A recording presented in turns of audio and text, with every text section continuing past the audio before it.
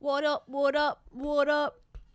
Bam, bam, bam. We in the house. We going to Hollisville. And we're gonna stay and chill. And we're gonna check in on the rise. And we're gonna look at the camera and smize. Go, girl. She loves to be on camera. Also, whoop, whoop, whoop, whoop. Go Sabres. The game's starting very shortly, so I totally understand if you gotta leave. You gotta come watch the replay because you got the game tonight. Also, I am a bandwagon fan. This is my first merch I have ever had of the Sabres. I have 25 Bills shirts and no Sabres gear. I am what they discuss in the media about the bandwagoners. That is I, and I apologize. Okay? Okay? My little princess needs to eat dinner. Right? Oh, you can't hear me. You can't hear my beautiful, beautiful words. Me. You can hear me, but you can't hear me. You're listening, but you're not hearing me. And if you can't, unfollow me. And also, this is going to be multicultural tonight. I speak Spanish pretty well. Pinchos. Just kidding. It's going to be a white fest, okay? Starring me talking about the whitest people on the internet today. Okay, so I put a poll on the channel, and we might get to multiple topics. I don't have a wheel today, but we might get to a bunch because there were some requests that came in, and I just want to make everyone happy. It's my goal in life. And so Heidi and Rachel won the poll, but we also, and guess what? Before I get to the other stuff, look at what I found.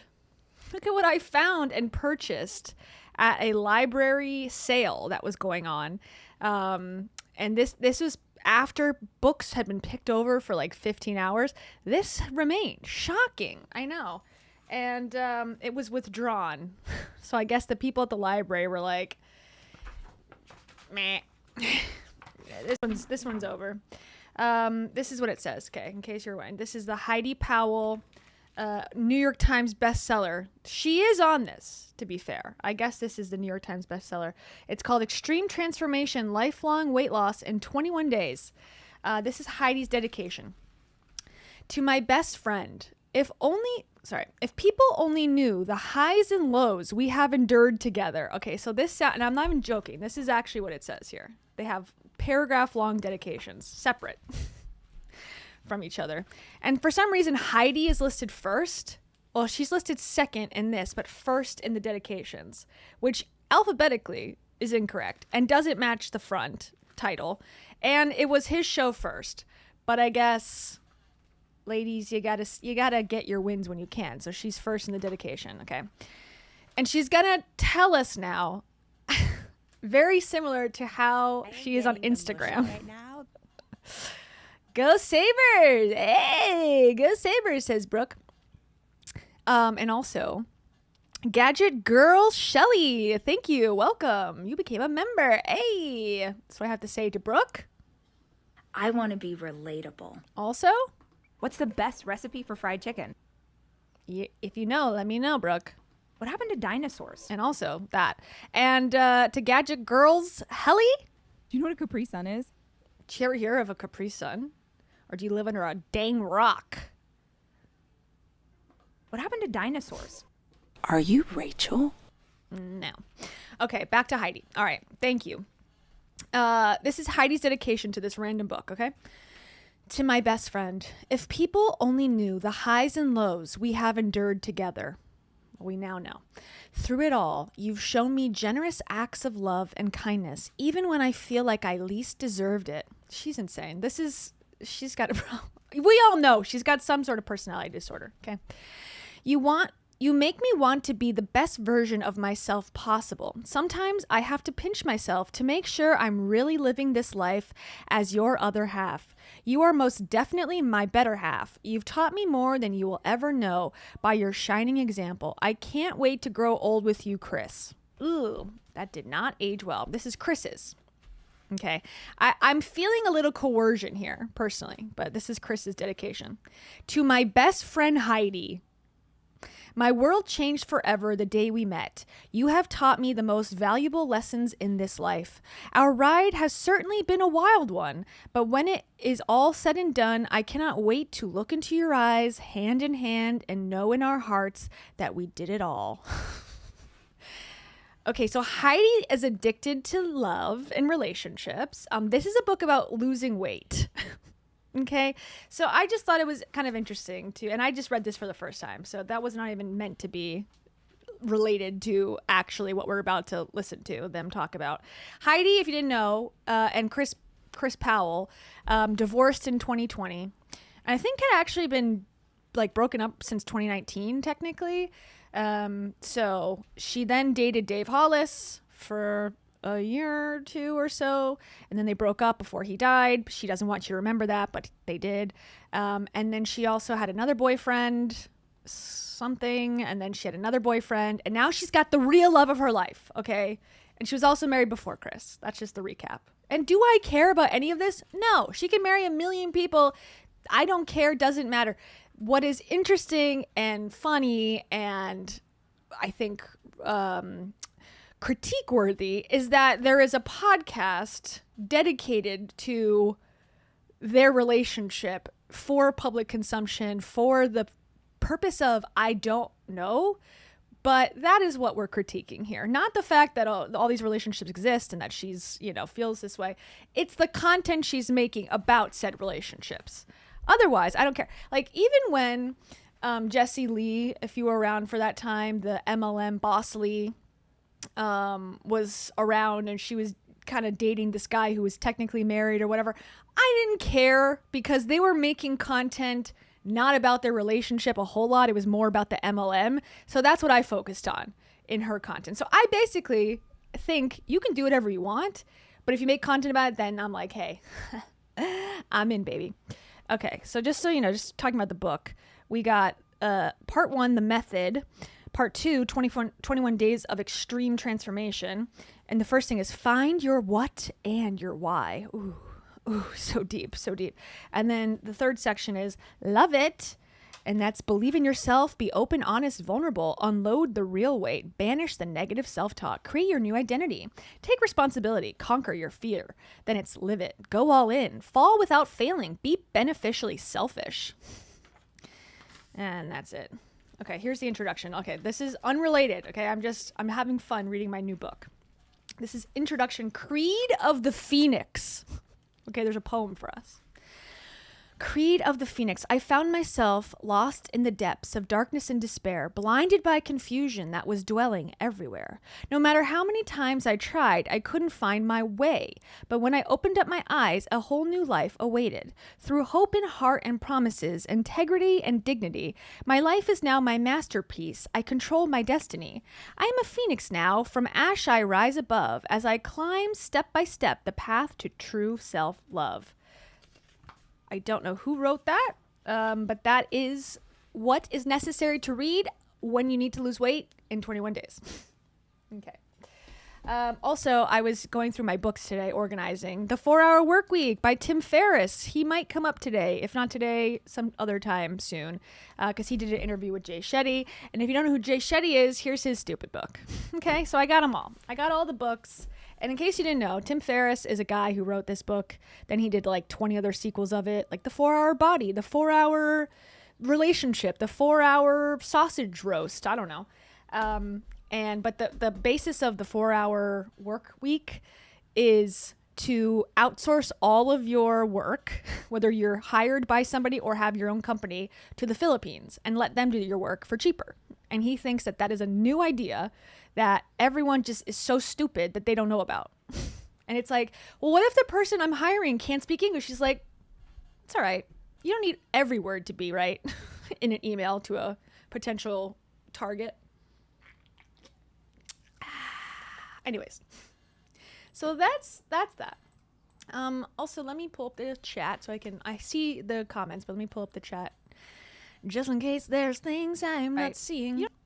So I think we should let's start with Rachel. It's less It's less involved in the full-on review because Heidi's, if you can believe it, there's a whole hour and 7 minutes to be said for this relationship that's a year at the most. This is actually a longer relationship than Danielle Walter, who is the woman from Instagram who found true love and is planning all of her own wedding stuff and sat at a bench and talked about their 3-month relationship for 6 hours. So this is actually more contained and less insane than that. So this is episode 87, The Truth About How We Met Heidi plus Ryan Sitting in a Tree, Heart, Part 1. They met in the DMs, okay? That's the TLDR of this interview. They met on Instagram, Heidi's only place of solitude. And yeah, part 1. So I guess it's actually, maybe it is more unhinged. Maybe there's 15 parts to this, and I was lying quickly. But let's start with Rachel. And if you don't know who Rachel Hollis is, she's got a new bio since the last time we met, which was 4 weeks ago. We touch on the Hollisville world at least once a month. I talk about her daily in some capacity on this channel. She always comes up. So Rachel is no stranger to the channel in any way. I compare her to to Russell Brand, to anyone that comes up, she's compared to. But we actually focus on her probably once a month. And every time we look back at her Instagram account, it's a different bio. So now it's putting the fun in functional personal development. Not exactly sure what that means, but doesn't matter because personal development doesn't actually mean anything either. So functional personal development really is just as meaningless as the word personal development is. So yeah, right on brand. She then moved down, life is better after 40. Maybe she feels that that's less true. And so she now put that down the road. I'm surprised there's nothing about hormones, hormone expert, teaching women about perimenopause, because that is the most popular thing for these people with no credentials to be doing. Heidi's doing exactly the same thing. She is teaching women about their hormones. Look, your workouts didn't stop working. Your hormones changed, and no one told you what to do next. I also don't know what to do next, but I'm going to charge you money and pretend like I do, is what she's saying there. But let's stick with Rachel first. So what she's been up to, she got some things pinned. We've already looked. Okay, here's something. Is she got a song or something? Or is she talking? Let's see. This is her putting together her notebooks for the RISE conference. And that's what we're going to talk about today. Her RISE Chicago recently occurred. It looked like, and based on the marketing that she seemed to be doing, and the videos that came out afterwards, it looked like a limited attendance. It looked like there was not that many people in there. And it looked like, based on the begging through, hey, the lies and the begging about getting people to tune in virtually made me feel like she's taken a big loss perhaps on the venue, on the ticket prices. If they're not selling, she's probably given tickets away, to people to fill the room. I've done that just personally. I've gone to those types of things so often for free. And then when I would actually talk to people, they would say they were also there for free because they need it to feel like the two people who actually pay full price, they need to trick them into thinking that, oh, all these other people are also paying that price. And half the time it's a lie, or you're trading services with the leader, and it's all trading and bartering, but there's a couple people who don't know that. So they think everyone shelled out 10 grand, but meanwhile, they're the only ones who did it. Anyways, so this is also, to me, this caption bullshit, but let's see. Okay, so here's the video, her going through RISE notebooks. So nothing's changed. She said, she had this grand idea to make movies and she wanted to do other things and she doesn't want to do women's advice anymore. She was, evolved past that. Obviously, she's a one-trick pony. She's got people like to hear about her morning routine, drinking a smoothie, having a rich boyfriend or a boyfriend or a husband, I guess, who's very involved in her life, very involved in the content that she makes. That's her, trick pony too. Showing her kids. She's soft launching, showing her kids again in her content. and doing these Rise conferences and wearing hats. Okay. Yeah, I didn't see this yet. So Kez is very much giving, I don't have a job right now, so now I'm going to help you, babe. Which is fine. There's nothing wrong with that. But that's exactly what she said she didn't want to do again. She said, the mistake was having my husband become CEO of my company, and I just need to be a boss babe and do it by myself and be a solo on my own woman. Hear me roar. And then meanwhile, as soon as she could find a man within 4 days, she was with him, talking about him, making content about him. Now he's jumping up and down in her content. So anyways, all this to say, let me read the caption. There was a version of my business that got so big I couldn't touch it anymore. Okay. 18 years, 60 employees, live events that filled rooms all over the country. And then, okay, here's the first lie. And then the pandemic took all of it. The big thing, the little things, everything in between. Okay, that's bullshit.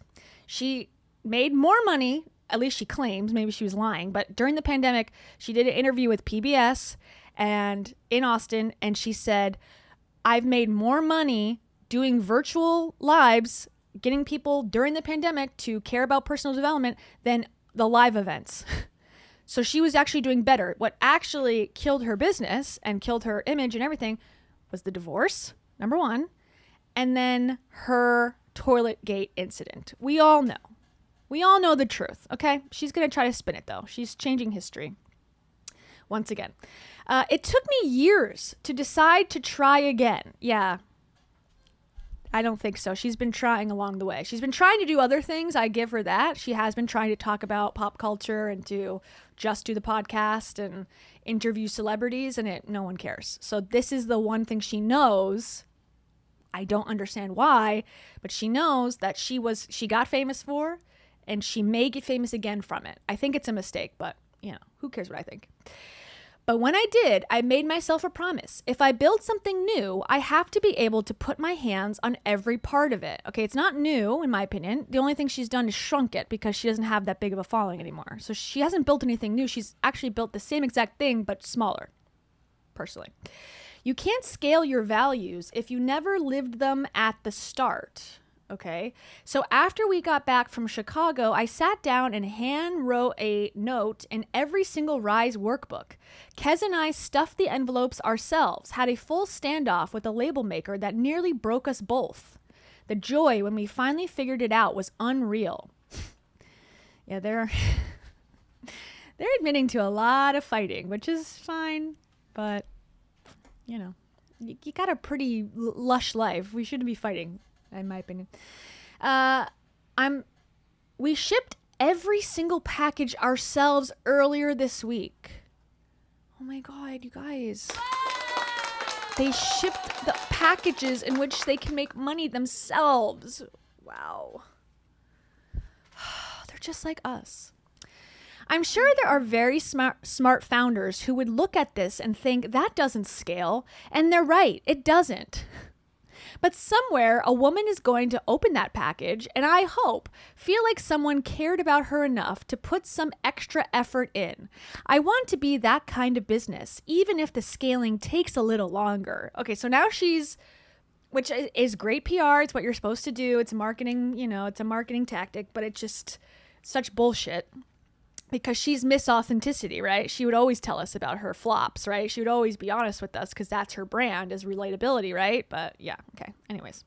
But also, she's now going to, because I think people are seeing oh man, she used to be in arenas. Now she's in these tiny conference rooms, these little event spaces for tiny weddings. What went wrong? And now she's saying, no, that's a choice. I'm choosing to not scale.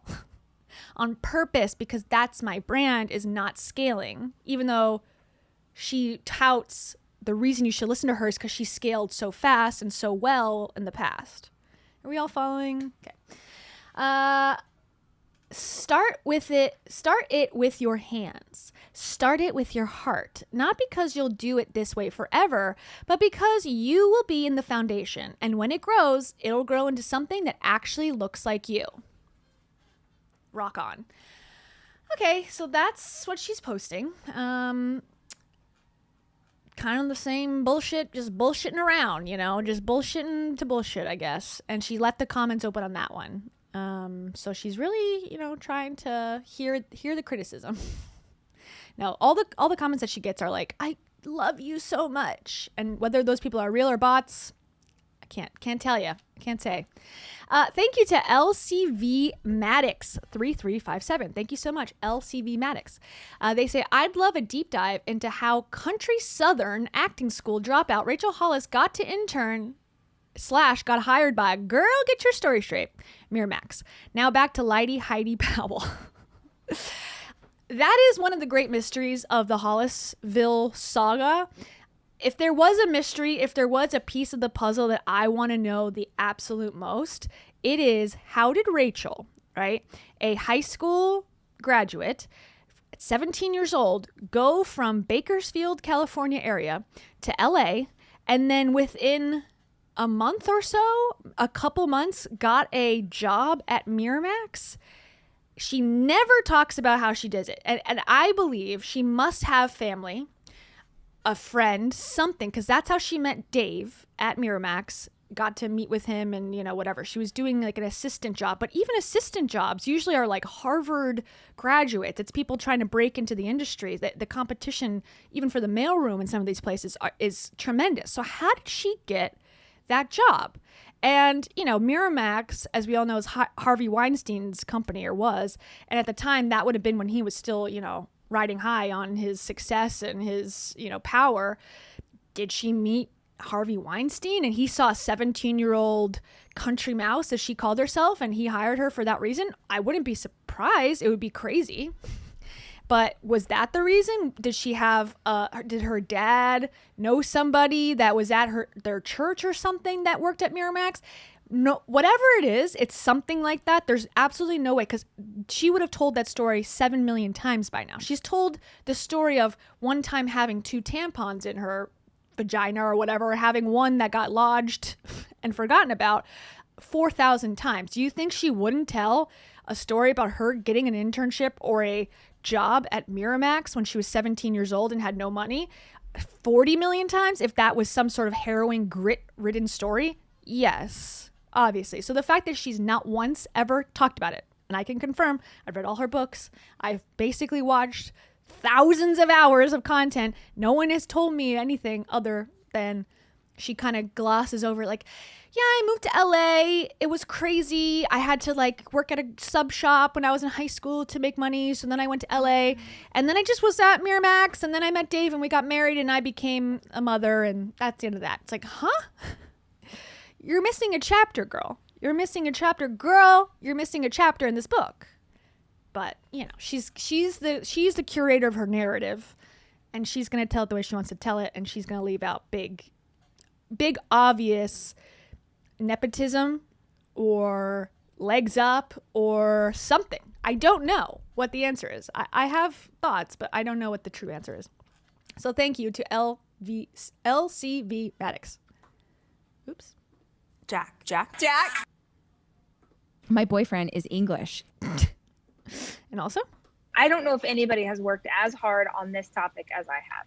and thank you again. Thank you so much to LCV Maddox for the follow-up. Forgot to edit out Heidi. Thanks for moving on, LOL.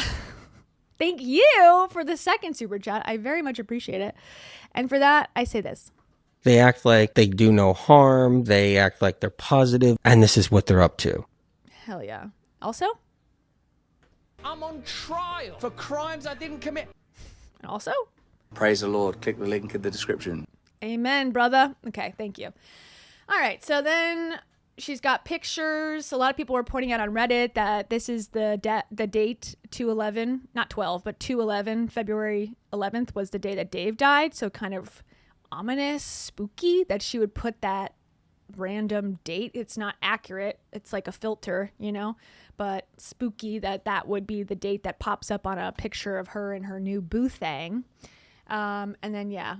Okay, the kids again, her husband, her Phillips KitchenAid, her kids, her in a hat, her husband in a hat. Such a great photo. So spooky. So snowy. You know she's living. She's living this winter wonderland that she's in. Okay. Here is the Chicago Let's Rise. I think this is just a song as well. Yeah. So here's some video from it. Very small venue. Seems like people are happy. Seems like people are smiling. I saw Jack in the back. Hey, Jack in the back. What up? So he's still following her around the country. So if you don't know Jack is her producer / videographer / jack of all trades, if you will. And he was in LA with Rachel, then moved to Austin, Texas to be with Rachel. And guess what? Then he moved back to LA to be with Rachel. And where is he now? I guess New York. This guy needs to find another career, I think. But he's committed for whatever reason. The one man who will never leave Rachel seems to be Jack. So there you go. Little lore for you to know. So they're doing meditations. If I sign up for a business conference and we're doing a meditation for longer than 30 seconds, I'm quitting. Because you think, well, 30 seconds, come on. 30 seconds, like that's short. Yeah, but when you look at the price of this shit, okay, let's say the lesser, there's two options. $1,800. Okay, this is a one-day event. Okay, 1 day, 24 hours in 1 day. You're not doing 24 hours of learning and thinking about your future and cementing and manifesting. You're not doing, so it's like, what time is it from? Let's see. It's like, okay, 9:30 a.m. to 4:30. So not even a full 9 to 5. It's less than a 9 to 5. Rachel has been up since 4 a.m. So this is basically when she started. This was like noon for her. She was like ready for lunch at 9:30. So yeah, what is that? 10:30, 11:30, 12:30, 1:30, 2:30, 3:30, 4:30. 7 hours plus lunch. So you're going to minus 1. 6 hours max. So let's say 6 hours. What is that? 1,800 stinking dollars divided by 6. $300 an hour for this amazing conference that's going to teach you how to believe in yourself and to not have doubt anymore. You can go from doubting to confident queen in 6 hours for a small fee of $300 per hour.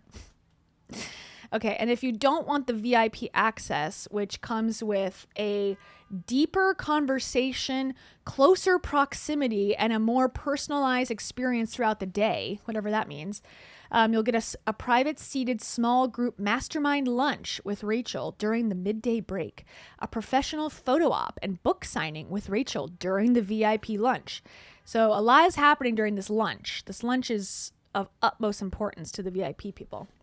A curated VIP gift bag featuring exclusive Rise merch and Rachel's favorite things. Priority check-in and priority seating throughout the day. The complete one-day experience. Okay, so what everyone else gets. Custom Rise workbook to guide your thinking and turn ideas into action. Okay, so PDFs she put together online that say like, should you start your business? Check yes or yes, queen. And a live taping of the Rachel Hollis podcast with surprise VIP guests. Now, I will say, the last VIP guest was actually someone that I would have liked to have seen in person. It was the Blogaladies woman. So I don't know who her special guest was this time, but I will give her that. And you could also, if you weren't able to, travel to Chicago because plane tickets are $7,000 now, you could get the virtual access from the comfort of your couch for $200, which still seems extremely high for a 1 day, and you're not going to be watching them eat lunch event. So the recession's hitting all of us. Inflation's hitting us all. Even Rachel Hollis needs to elevate and rise her prices to the point of ridiculous. Okay, so that's what you're getting. So that's why I'm like, okay, this moment of reflection, can we wrap it up in 10 seconds flat? Because, we're burning money here. Anyways. Okay, so writing in a journal. This one says ownership. Something I own it. And then it says, why is ownership so important? So you have to write, why is ownership so important? This is what is going to get you on the Forbes 500 list. Writing in a notebook about why ownership is important. Okay. Okay, they're writing notes. They're writing this woman's having a breakdown and they're capturing it to make sure, like, okay, she's got her tissues out. Let's make sure we get a close up on that. And I understand that. I've been in that position before. If someone's crying, you're zooming in. Don't hate the player. No, don't hate the player, hate the game. I would be doing the same thing. Okay, writing in their notebooks, okay. A letter from doubt. Write fast. Do you edit and, I can't read. But you're writing a letter to doubt. Okay, this person's also having a breakdown and wiping their tears from the allergies. Rachel's in pajamas again. Letter from tenacity. Everything, even small things, are actually hard things. Do not edit. 5 to 10 minutes of writing. Something about your tenacity. What helped you accomplish something? This woman's handwriting? Gorgeous. She should start a handwriting business. She should become a handwriting influencer. 10x. 10x your skills as a handwriting expert and you'll have success. I offered that to you for free, woman with pen. Thank you to Asari Shepherd. Thank you so much. Asari says, who's buying this? Your guess is as good as mine. I'm utterly shocked, like a cow on a pasture, that people out there in the year of the Lord 2026 are still going, I got $1,800 extra dollars that I somehow curated from the sky. I'm going to spend it on a person who's known to be full of shit and actually burned her career. That is where I'm going to put it. Beats me. I really don't know. But they are out there. We literally are a disaster. We're best friends. You have to think instead of sitting around eating Skittles and watching Oprah reruns. Anyways. You're going to get spanked by the universe. Thank you, Asari. Okay. What else? So you have to write a lot of letters to inanimate words. And you also have to jump up and down. That is not left. That is continued throughout. You must jump up and down and pretend you're having a good time.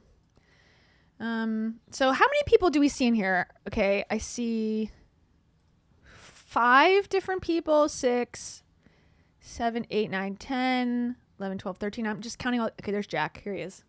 Jack attack. We spotted you. Okay. Yeah, 1, 2, 3, 4, 5, 6, 7, 8, 9, 10, 11, 12. I'm counting people a couple times. I would say maximum in this room, 50. How many are VIP? How many are regular? I don't know, but let's say they're all regular. And it would behoove her to upgrade people to the VIP if no one actually bought it. But what was it? $600 previously? 600, yeah. So 600 times 50. If she got all, let's say 50, and let's say they all did the lower tier, it would be $30,000. Okay, 30 grand. Not bad for one day of work, but you got to pay the venue. You got to pay for the books. You got to pay for the lunch. You got to, pay for your flights. You got to pay for Kez to be there. You got to pay for Jack to be there. You got to pay for his time. 30 grand becomes a lot less important and good. Now let's think if 1,800 times, let's say 10 people did that in addition, it's 18,000 plus 30,000. So 48,000 at the high end. That's a lot of people's salaries for the year. That was more than my salary for many years as a college graduate. So for one day of work, not bad, but for the lifestyle that she wants to have and continues to try her darndest to attain, ain't gonna cut it. You need to scale quicker, girl. I know you want to be in the foundation of the company that you're building, but you're gonna need to scale if you want to send your kids to private school. Okay. This says, whoever said business isn't personal never built something from a dream they were too scared to say out loud. I don't identify with this woman. This woman from Wisconsin who's afraid to be honest about having dreams. Maybe I'm a millennial who is not married and living in the Midwest, and I just can't relate. But I don't feel like this is a major problem with women today. I think a lot of women are loud and proud about having their dreams. It's about getting the opportunities to accomplish them, having the security of finances, and having the ability to do these things is more of the barrier. But okay. Whoever said don't get emotional about your work never stayed up past midnight crying over something they love too much to quit. I also don't relate to that. Whoever said you can out hustle the hard parts has never had to choose between a school pickup and a deadline and shown up for both anyways. Can't relate to that. I don't have a school pickup at this time. I guess I have tarot pet time, but that's negotiable and flexible. Whoever said women aren't as strong as business leaders never watched a woman close a deal while managing her hormones. And then we take 10 steps back. Whenever people say this type of stuff, it's like a backhanded compliment. It's like, women are so strong, they have periods. It's like, okay, like, can't we just be strong and forget about the period shit for a second? Can we forget about the hormones for a second? It's like, women are strong and they hold their babies and they're called mamas and they are so tough. It's like, we are beyond that. Can't we just be business leaders without the mama stuff for once? I am getting emotional right now. I'm getting emotional right now too, as you can hear in my voice. Thank you to Brandy Wine. Brandy Wine, welcome to the membership. Hey, here's a little tip for you. You got Epstein-Barr. Hope you get it checked out, girl. Okay. What else does she say? Whoever said women aren't as strong as business leaders never watched a woman close a deal while managing her hormones, while soothing a teething baby, while taking care of her family and wake up the next day ready to do it all again, because the only way you're a real woman is if you have a family to take care of. Whoever said you have to choose between ambition and alignment never met us. I don't know what that means. We are the ones who build companies and dreams in the margins of our lives. We are the ones who might cry in the car because we feel scared, but walk into work with our game face on. We are the ones who lead with our hearts because that's not our weakness, that's our edge. We don't separate the personal from the professional because we are the business. Okay, at least she admits. She is the business. There is actually no business other than her talking about having a business. So she has some self-awareness. Actually, this is ChatGPT most likely. So ChatGPT is clocking her T. It's clocking her T. And she's just copying and pasting it in there. This is what we do. This is who we are.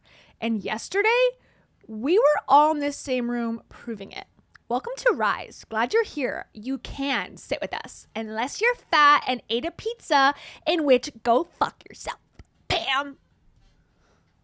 Sorry. Didn't mean to curse. That came out. It was the Satan.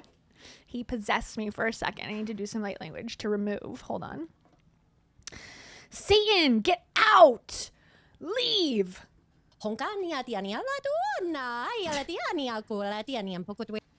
Didn't do it. It's still in there. Satan, stop it. I have hormones to deal with. I can't deal with you too.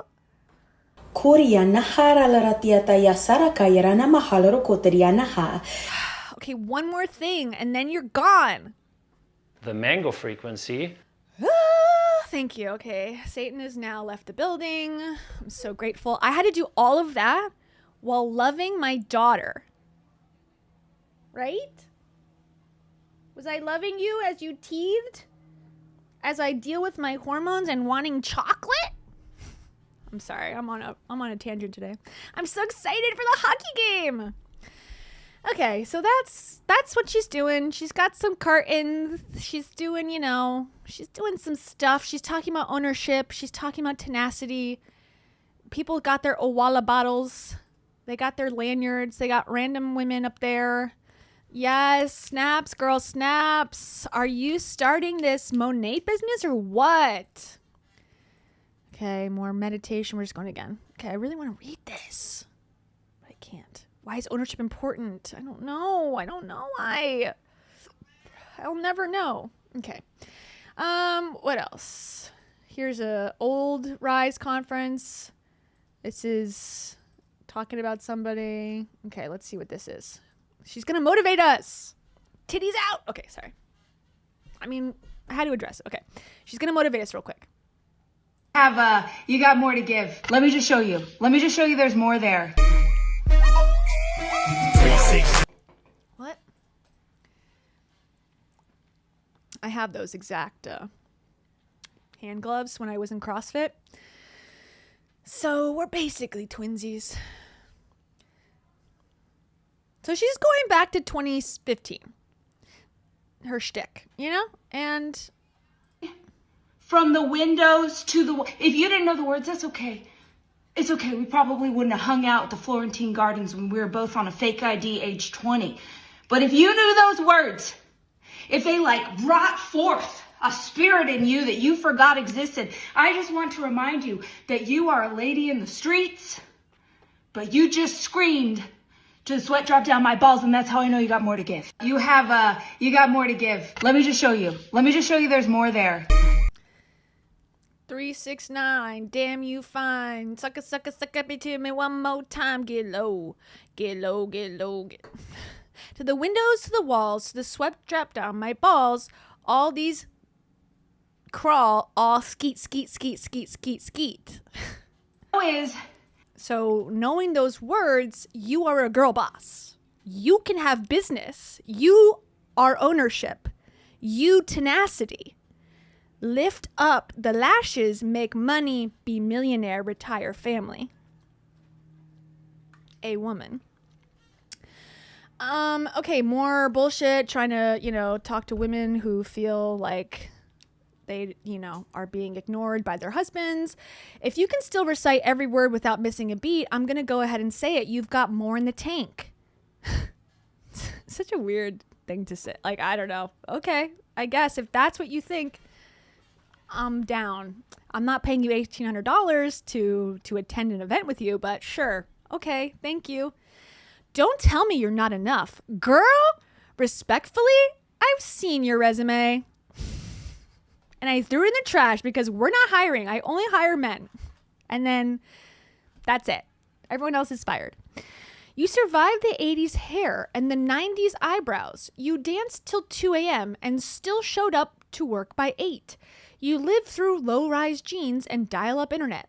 You functioned on zero sleep with a newborn. You've negotiated with a toddler. You found a missing shoe, a permission slip, and your sanity all before 7 a.m. Okay, she's definitely ChatGPT's BFF for sure. I can see it in all the writing. I can feel it in the bones of these words.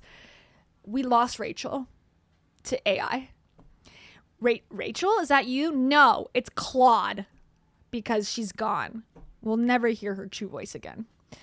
And now you want to tell me you don't have it in you? No, you're not done. You're not tapped out. You're just out of practice remembering who the heck you are. Turn the music back on. Remind yourself you've got more. Tap here if you knew the words. 563 likes.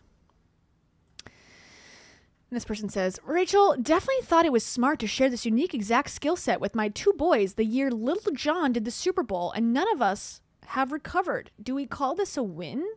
Wait, do we call this a parenting win? I don't know. This person says, I am trying to figure out if your real team contacted me to do a podcast with you, or if there's a group of people who are trying to represent you and are not being honest. Could you please private message me and let me know if this team works for you? I do not want to say their names or give out their email addresses on social media. After I spent quite a bit of time with them online, my Facebook account got hacked. And I'm trying to figure out if this was a real invitation to appear on your podcast, because there's an entire Reddit page about people misrepresenting you. Girl, you got scammed. I actually got that same exact email. And I thought, tables have really turned. They love me now. Thank yous to Colleen Winnick. Colleen, thank you so much. Colleen says this.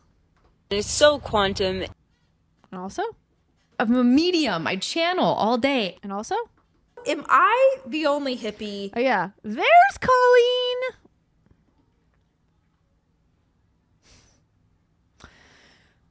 There's Colleen. For the first time in my life, I found a soundbite on command. Humans. Okay, and she hasn't posted many YouTubes. Excuse me, since because. Excuse me again. She posted like 3 weeks ago. And to be fair to her, I also start stuff all the time. I've come to realize, like, I've started a million things on this channel and said, I'm doing this, and then I don't because I work a regular job and I'm tired and I want to have fun and I want to, like, you know, enjoy my life. So I am guilty of this as well. So in that way, I am Rachel Hollis. We are Rachel Hollis. I never can commit. So I relate to her in that way. But last time she posted, it was stop quitting on yourself 2 months ago. And then 3 weeks ago, it says a sneak peek at my morning routine framework premium preview. So she's trying to do premium content for her premium podcast people. And then she updated this. Not that exciting. And that's it. So not much to review. She did do a podcast episode. Let me see. Let's just check if she's done any interviews lately on other channels. I would be interested to always see those. Let's see, this month. When you start searching this month and like a relatively unknown person's name, you get the craziest stuff. Oh no, we watched this already. It was so boring. Or did we watch it, or I just watched it on my own? This was like so boring with the two wrestling women. It was like they never heard of her before. You could tell. They were like, so what do you do? Oh, wow, that's so interesting. You know, we are wrestlers. I was like, okay. The depth of this is so low. Okay, but I also want to pull up my phone because I want to show you the stuff that's in her not private, but it's like her account or whatever. In her Instagram community, which I, of course, am a loyal member. Is it there? Oh, weird. I want to see up my nose. We are Rachel Hollis. Okay, I need whitening toothpaste. Add that to the list. Okay, disconnect, but I want to, no, pause, maybe? Resume? I need to just show my phone, not the camera. Haha. There you go. No. Okay. All right, we're figuring this out on the fly, even though I've done this before. No excuses. Well. Hold on. We are Rachel Hollis. We want to grow our business, but also not. Aw, not now. I don't want to update my software right now. Oh no, poor Rachel. Simone is crying. Raven, I mean. Okay. Rachel, where are you? Oh, that's why. Hold on. Don't worry about what's on my account. It's my Instagram feed. My TikTok feed is worse. No, my Instagram feed's worse. There's more crazy stuff on there than on TikTok. Just TikTok just knows me too well. And it diagnoses me with things I don't want to have. Okay, so here's Rachel's Instagram. We were just on it, but here's on the phone version. So on the phone version, you get to go to her Rach Talk membership. Okay, and then they send you direct messages. So it looks like Rachel's messaging me, which is weird. So Rachel went to prom. Okay. But first, what is this? I don't think I've seen this. I know that I shouldn't, but I am gonna have my 4th cup of coffee today. Tell me I'm not alone. Some days. Some days you're gonna need 4. Most days I need 4. I know that I shouldn't. Okay, she's so funny. Oh my god. All right. So then she went to an adult prom.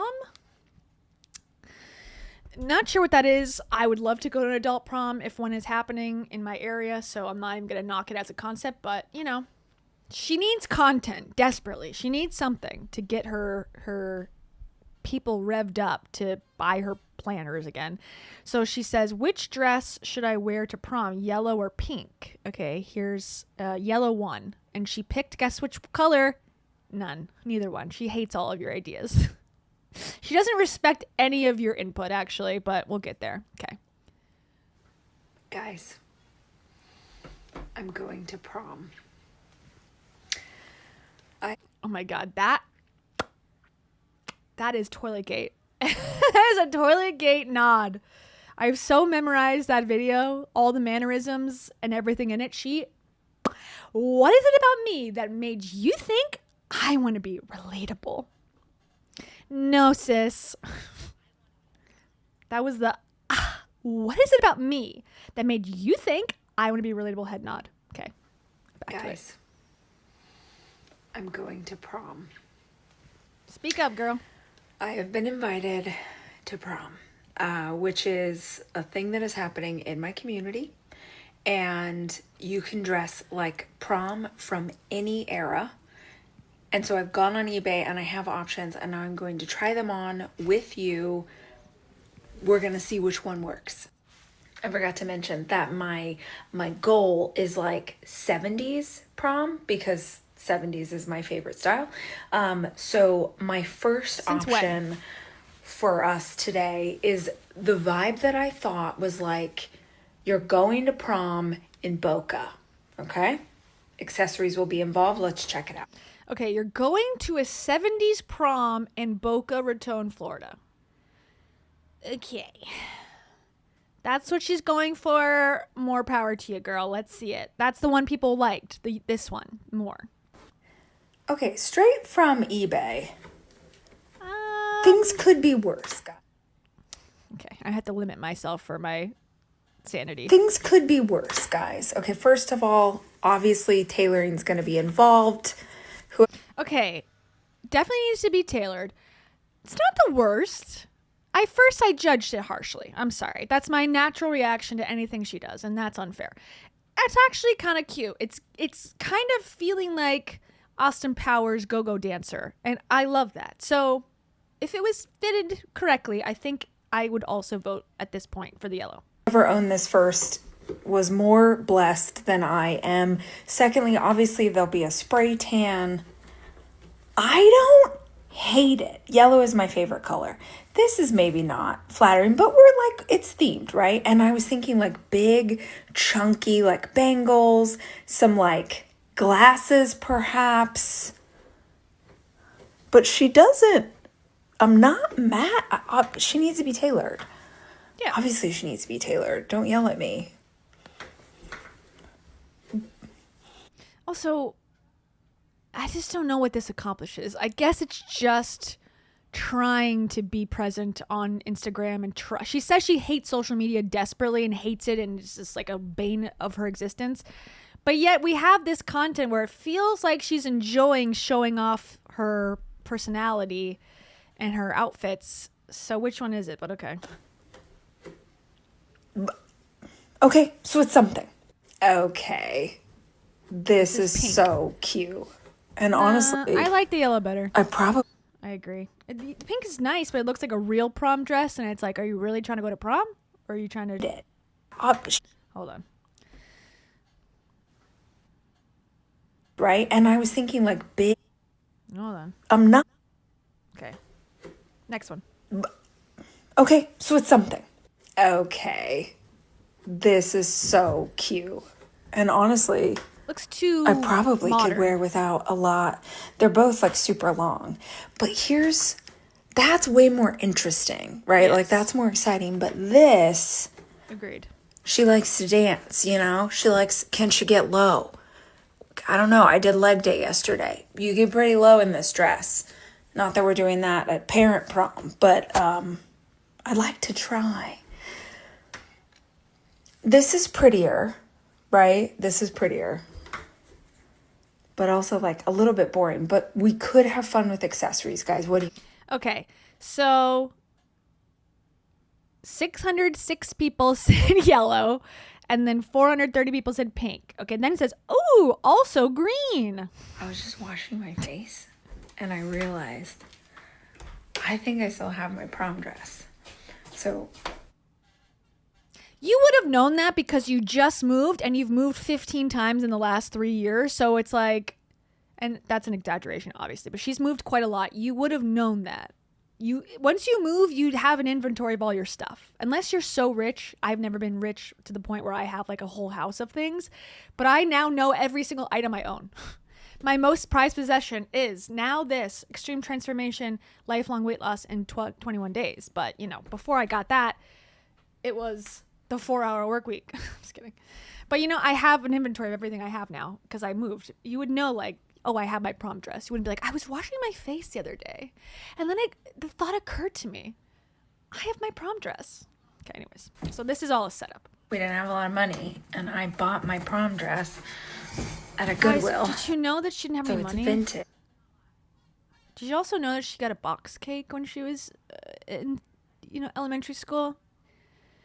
We should all take a moment of reflection that even the most amazing women in the world who are boss babes now once had to struggle. God. I don't know. But what's more important to ask is, how did Rachel survive her childhood with only hand-me-downs? Okay. And this technologically is frustrating me. Okay.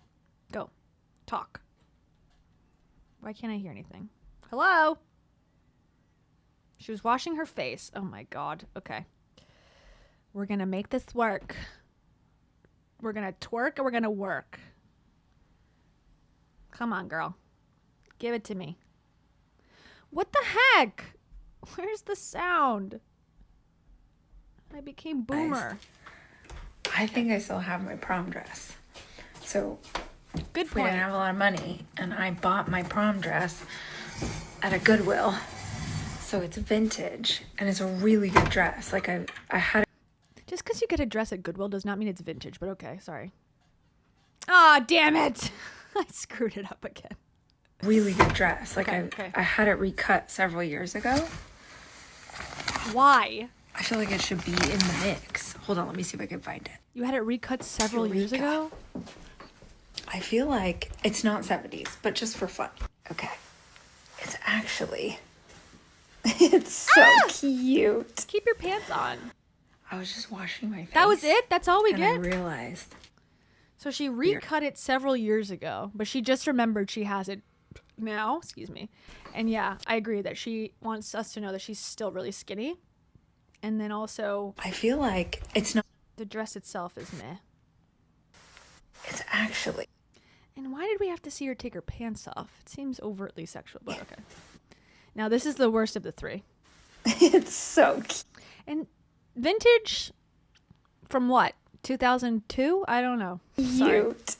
Okay, so that's third option, okay?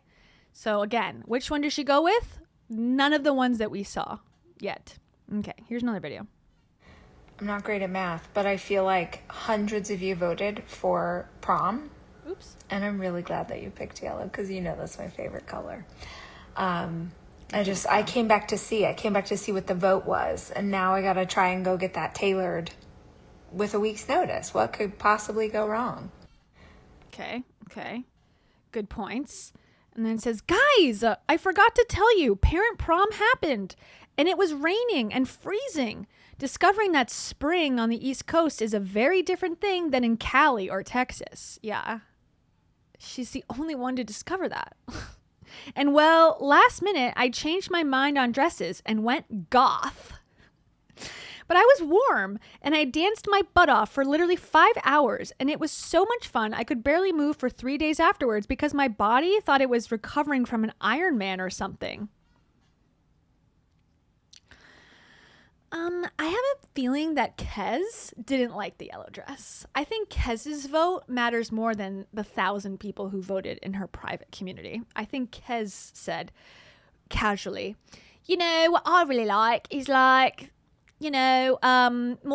Adams. That's what I love. That's what I like because I'm from Europe. I'm from London.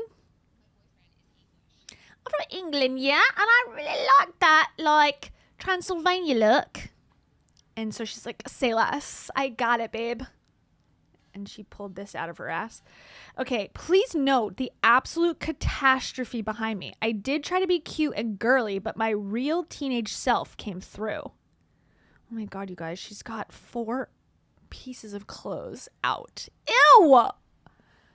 She should be ashamed of herself. Just kidding. Okay, then my parents are cooler than yours. She claims that her son put this on his story and then she downloaded it. So she wants you to know also that her son thinks of her new husband as his parent, which nothing wrong with that. That's probably a good thing at this point, but also why do we need to know this? But okay. I think it's a subtle thing for her. Like, it's not the point of this necessarily, but it is the point of this. You know what I mean? She's always got to make a statement in everything she does, in my opinion. Nothing is on accident. And it says, and then Jackson put this on his stories. That's an espresso martini Kez made me. Don't judge. I had to stay up past 8:30. And then his friend commented this, and it's the greatest compliment of my life. Okay, she's talking about her teenage son, right? Who's 17, 16. Okay, this is the picture, right? Okay. This is the alleged response from a 17-year-old boy, I'm guessing. Biblically accurate Stevie Nicks and Lindsey Buckingham. I don't believe that a child said that. I'm sorry to say. But that made her life. Greatest compliment she's ever been given. And that's what Rachel's up to. So I don't know what her plans are. I think her monetization is private special podcast premium for $10 a month, more rises, and I don't know what else, because like I said, if she made on the high end 40 grand in Chicago and on the high end 40 grand in Austin, she's got more money to be making to support the lifestyle that she wants. But again, she probably has Dave's money. She's probably got Kez's money. She's probably got money from investing in the past. She's probably fine. They downsized, so seemingly somewhat. They downsized their lifestyle from LA to the East Coast. They're not in New York City in a penthouse. They're in Hudson Valley, whatever. Okay, we'll watch a couple more. She's eating a ball of granola. Let's see. Can I tell you something? I'm sorry, it's rude to speak with my mouth full, but do it imperfectly. Just freaking do it. Like, we're working so hard on Rise. We have 100 million things going on with the launch of the next event. I do the emails. If you see emails come from me, they're from me. Oh, we know. They're coming from ChatGPT now, but they previously were coming from Rachel because they were misspelled quite a lot and nonsensical. But yeah, they do. We know. We believe you. I make them. I Canva them. I do the whole thing. And I put together an email to tell people about the virtual event. It just showed up in my inbox because it just went out. And I realized that I didn't do sizing or spacing for mobile. I always check, but I was in a hurry. And my initial gut response. She always checks, but this time she didn't. So now this is why it's so unique that she made a mistake that she has to say, this is a lesson. Maybe this won't even make sense to you, but I was so annoyed with myself. I did not check mobile spacing. This looks crazy. People are going to think we don't care. And honestly, we don't. It's okay. In fact, if someone sees that email and they're like, you know what? I don't want to take advice from someone who doesn't know how to check their mobile spacing before they send out an email on MailChimp. You're probably too hardcore for me. I'm not the person for you. But I have been an entrepreneur for 20 freaking years. 2 decades. And still, if I want to release something new, it's going to have to be clunky. And I'm going to trust.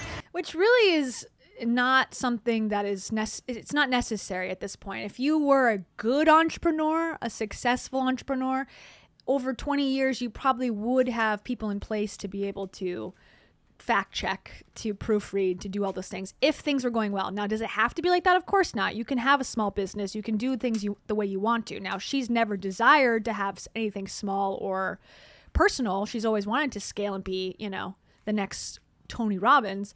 So that's at odds with her beliefs. But, of course, there's nothing wrong with it inherently. Also, I can see her legs in her shades. It's an interesting view.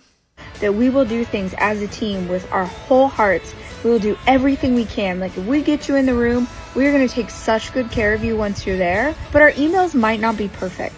And whenever she's admitting to a mistake, she says our. When her and Kez are sending out packages, it's me. I sent them myself. But when there's a mistake, it's like our business. She distances herself from mistakes. It's okay.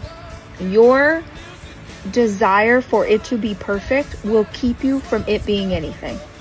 Can I tell you something? And I agree with what she said. The sentiment I agree with. And I feel like, honestly, a lot of women that I've dealt with as a videographer and as a, producer in news and whatever, a lot of women will not do something because it's not perfect, and men will throw some average shit up there and go, And I think sometimes you do need to just throw some shit up there and go, So, and that way, her and I are twins on that as well. Because I do see it, women are more perfectionist than men, and I think it is a detriment and hurts us ultimately. Now, there's lots of patriarchal reasons as to why women have a higher bar to reach and how men will respect men because they're peers and you have to go above and beyond. But I do think sometimes you just gotta put it out there, even if it sucks. So, she's got the best advice. Okay, last thing. Shout out Brenda. Okay, guys, we are going to do something that we have never done before. And it all started with this woman, Brenda. Brenda asked this question that I have been getting. She hates Brenda, and also Brenda's not real. Since 2019, which is, would you ever consider offering a virtual ticket to Rise? And they did do that because I attended one already in 2021. And I've never done this before. Don't Google. And my answer was no. Always and forever, I have said that something so magical happens when you are in the room at Rise. I literally live streamed it from my couch in 2021 and did paint by numbers as I recorded it. Here's the thing. I have been inundated. We've seen it. Okay, you get the point. Whatever. I don't want to get demonetized for this. Okay, so that's Rachel. What's on her stories? Update on parent prom, and then a repost. So she's living the life. Rachel, good luck, girly. You can do it. You can do anything. Girl, shut up. Stop apologizing. Keep up the work and serve the Lord. Amen. I don't know what I'm talking about. Okay. Time to move on to Heidi Powell. Okay. The real star of Hollisville these days. She's in love. You guys, have you ever been in love before? Probably not, because you're all losers. Right? Just kidding. This is how I feel. This is how I feel about being in love.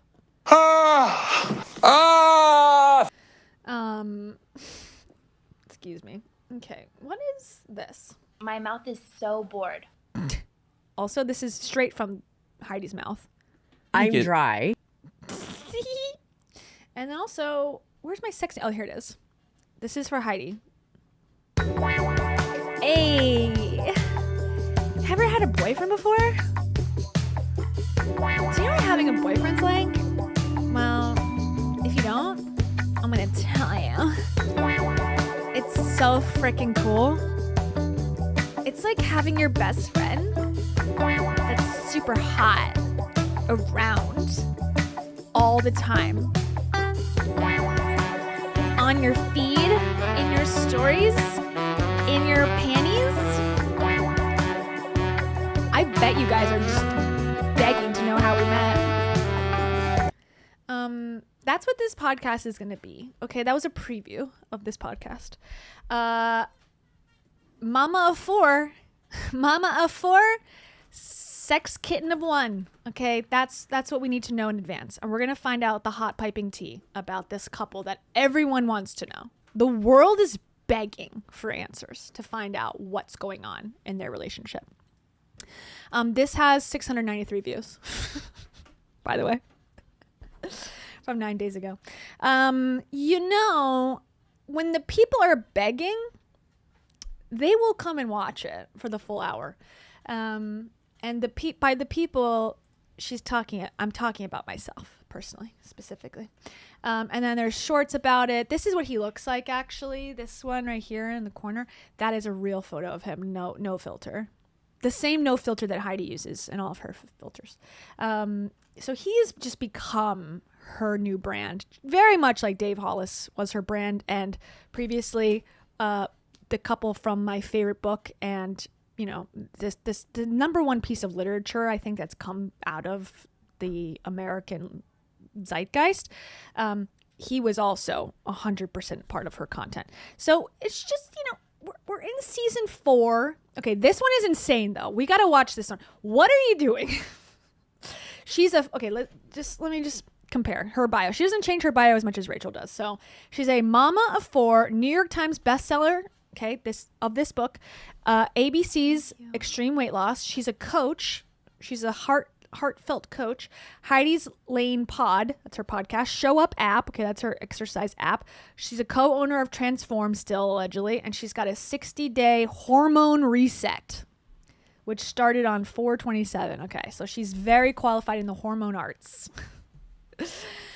I have a joke. I think I've told you all that I write jokes in my iPhone, and I have a joke about hormones, and that's being like the most man-labeled, name for something that women go through ever. Hormones? Are you kidding me? That is exactly what a man would think is going on with women. And yet us women have just now made courses about it, and that's how we've responded to the disrespect. Anyways, okay. Amy, thank you so much to Amy LX8RN. Amy, thank you so much. Amy says, pro tip, don't listen to Heidi about relationships. Hey, we're about to invest a full hour of our time to hear all about Heidi's advice on falling in love. You're exchanging biofluids. Also? Vacation labia. And also? I don't shave my chochi. And also? I'd fill that load. That's previews. Okay. So, are we ready? Are we ready to have a hormone reset? Yas, queen. Okay. Hey. We're going to skip this part because it's got a song in it. Also, why is Dave in this? Dave is not your boyfriend, wasn't your boyfriend, is no longer on this earth. Why is he in your photos? Other than, deep down, that's the only core audience you still have. Sorry, that's mean, but it's true. Kira. Good. Okay, skip. Okay, here we go. You guys. Breast. Get your hearts ready. Where is that? Get your hearts ready, everybody. Hold on. Get your hearts ready. Where is it? She looks scary. Ugh. Damn it. I don't know where Get Your Hearts Ready is. Okay. Why don't you be reborn like me? Get born again, baby. Why don't you be reborn like me? Okay. Hi. Hi, babe. How are you feeling? Why do you look so good? You're like in... Why are you rubbing her leg? We've started the podcast. Get your hand off her leg. I don't need to see the intimate moments between you. Okay, but here. Babe, how are you feeling? Okay, we're started. Nice dark apparel because this is a very special episode, you guys. This is technically it's our 1-year anniversary. This audio, so good. No, happy anniversary. What? I have a surprise for you. What? Multiple surprises for you. Well, when this comes out, it'll be like 2 days later. You have a surprise for me? Yeah, I plan these things in advance. I haven't planned very much yet. It's just you. You're my surprise. That's fine. But I mean, it's not crazy. Okay, it's so just to be clear, you guys, when I say 1-year anniversary for me and Ryan, it's actually 1 year since our first date. Which we're like, yeah, that's the time. Yeah, it is. Well, I mean, you did technically ask me to be your girlfriend May 29th. On my birthday. Yes, Yeah. on your birthday. But then But more importantly than your birthday, it's the day that you asked me to be your girlfriend. So actually your birthday in importance is way lower than the day that you asked me to be your girlfriend. So we need to make sure we prioritize the importance of the holiday hierarchy, please. Thank you. Like we were doing that count up timer. You Mhm. know, we were like, Yes. whatever. We like the day that has the most numbers on it. I know So- you're kind of a numbers girly, so I am. Yeah. I am. In what fucking way? Okay. You're a numbers girly, so we picked what day is this? We picked April 27th as opposed to May 24th. I don't get it. What are you talking about? And I feel like April 29th. Gosh, where do we even begin? I know. So this episode exists to answer the long-awaited question. Is it the long-awaited or the much anticipated, It's or both. what's the right word? Yeah. No one, as evidenced by the amount of views on this video, no one cares. I will tell you, nobody in the entire world cares except for people on Reddit. And in reality, they don't care in the way that you want them to. That's it. That's the phrase. How did we meet? There's been, I feel like every day, I get DMs in my inbox that are like What's people, the story? What's the story? Yeah. You know, you did this takeover for my birthday. Mhm. Yeah, birthday week was just last week. It was a big week. It's been last busy. week, like in recording land, Oh, but yeah. in air land, it will have been a full month ago because it was March 28th. Yeah. This is going live April 27th. And you just did the best job. You were Thank so you. sweet. You were so thoughtful. And for the record, you guys, you need to know that Ryan, I did not ask him to do it. I had people in my life, you know, certain people were like, ho, ho, ho, Heidi's making you do this. Really? Remember that? You were with Oh, yeah. Better get back to work. Oh, are you tired yet? I was like, actually, yeah, I'm really tired. I'm assuming that's her ex-husband, one of them, or both of them. It's like, oh, first time here. Just you wait, buddy. You're 1 year in. Give it a little bit. You're gonna be tired, and I believe it. She's a tiring person, and he seems down to be tired though. He does seem down to be exhausted, and some people are. And you know what? You gotta respect them. Respect the hustle. Respect people's choices. And I do, but I also love to talk shit about it. So, You're jealous? Are you okay? that's what I'm asking telepathically to him. But, you know, he seems okay so far. And thank you to LCV Maddox. Once again, thank you so much. LCV Maddox says, this Ryan Isaac guy skis me out so much. You know, okay, here's my personal take on Ryan. I think he's attractive. I think I'm assuming he's like in his 40s. He's looking pretty good. Okay, he's got hobbies. He seems to be in kind of a precarious situation with his ex-wife and kids. That's a little complicated. He seems like he's not exploiting them for money. So, hey, kudo points to him. However, the fact that he's so down to be her lackey, Heidi Powell's lackey, and sidekick and podcast co-host and content creator and partner and taking 5,000 photos with her, I just find that to be weird. And if he's not trying to be an influencer and he's doing this, it's even weirder. So something ain't right with him in my opinion, but on the surface he looks kind of normal, but I don't know, something must be wrong. Sorry, that's just my personal 2 cents. Your mama? That's what he says to me, probably because he hates me.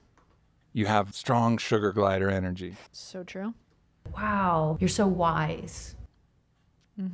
Thank you. Okay. Really exhausting. Your job's hard. It is hard. No, but it's like not. that was 100% Ryan. I actually the night before I don't stress as much about posting as I used to, but like That's the true. night before I was like, I don't think I'm Thank you so much to the Yuppalicious definition. Make it crazy. Thank you. Okay, I say this to you. you had actually sent me a very nice DM. I didn't reply. That's kind of related to what we're about to hear. And also this. I didn't come into this world the way everybody else does. Okay, this is related to Heidi being a numbers girly. Am I crazy or is the calculator broke? Also, I got 4 toes on 1 foot. My sister ran me over with a lawnmower. and also, I love you. parasocially, Yuppalicious. Okay, back to it. I'm going to do anything for my birthday. Well, you said I don't want to do That's what anything I this said. weekend. I don't want to do anything. And I was planning actually to do one post. Yeah. And I was trying to think of, it's your 44th birthday. Yeah. You can only post 20 pictures. And I was like, how's Like this going to in a work? slide, in a carousel. And I was yeah. like, I want to post 44. You can't. Oh. But then I thought, well, Heidi loves numbers and she's always doing this random stuff. I'm like, I am well, like a mathematician. if you divide Yeah, okay. Yeah, okay. 44 by 2, and then you get 22, and then take away one of those 2s, you get 20. So now we got 20 photos. So it works. I was like, that's how it's going to work for Heidi's birthday. You know, I would do that exact math. That's what I'm saying. That's the kind of stuff you always say randomly. But then I started getting... That may be a symptom of OCD. Because that doesn't sound sensical to me. Getting stressed. I was like thinking of the caption. And Well, I that's was, like the night before you're like, don't ask questions. I need your Instagram login. Which, by the way, I am like, I love that we're inside of a relationship, not to tangent too much. I was just going to say this. Yeah. My understanding of his profession is that he's a dental marketing person or something. Like he will give financial advice to dentists.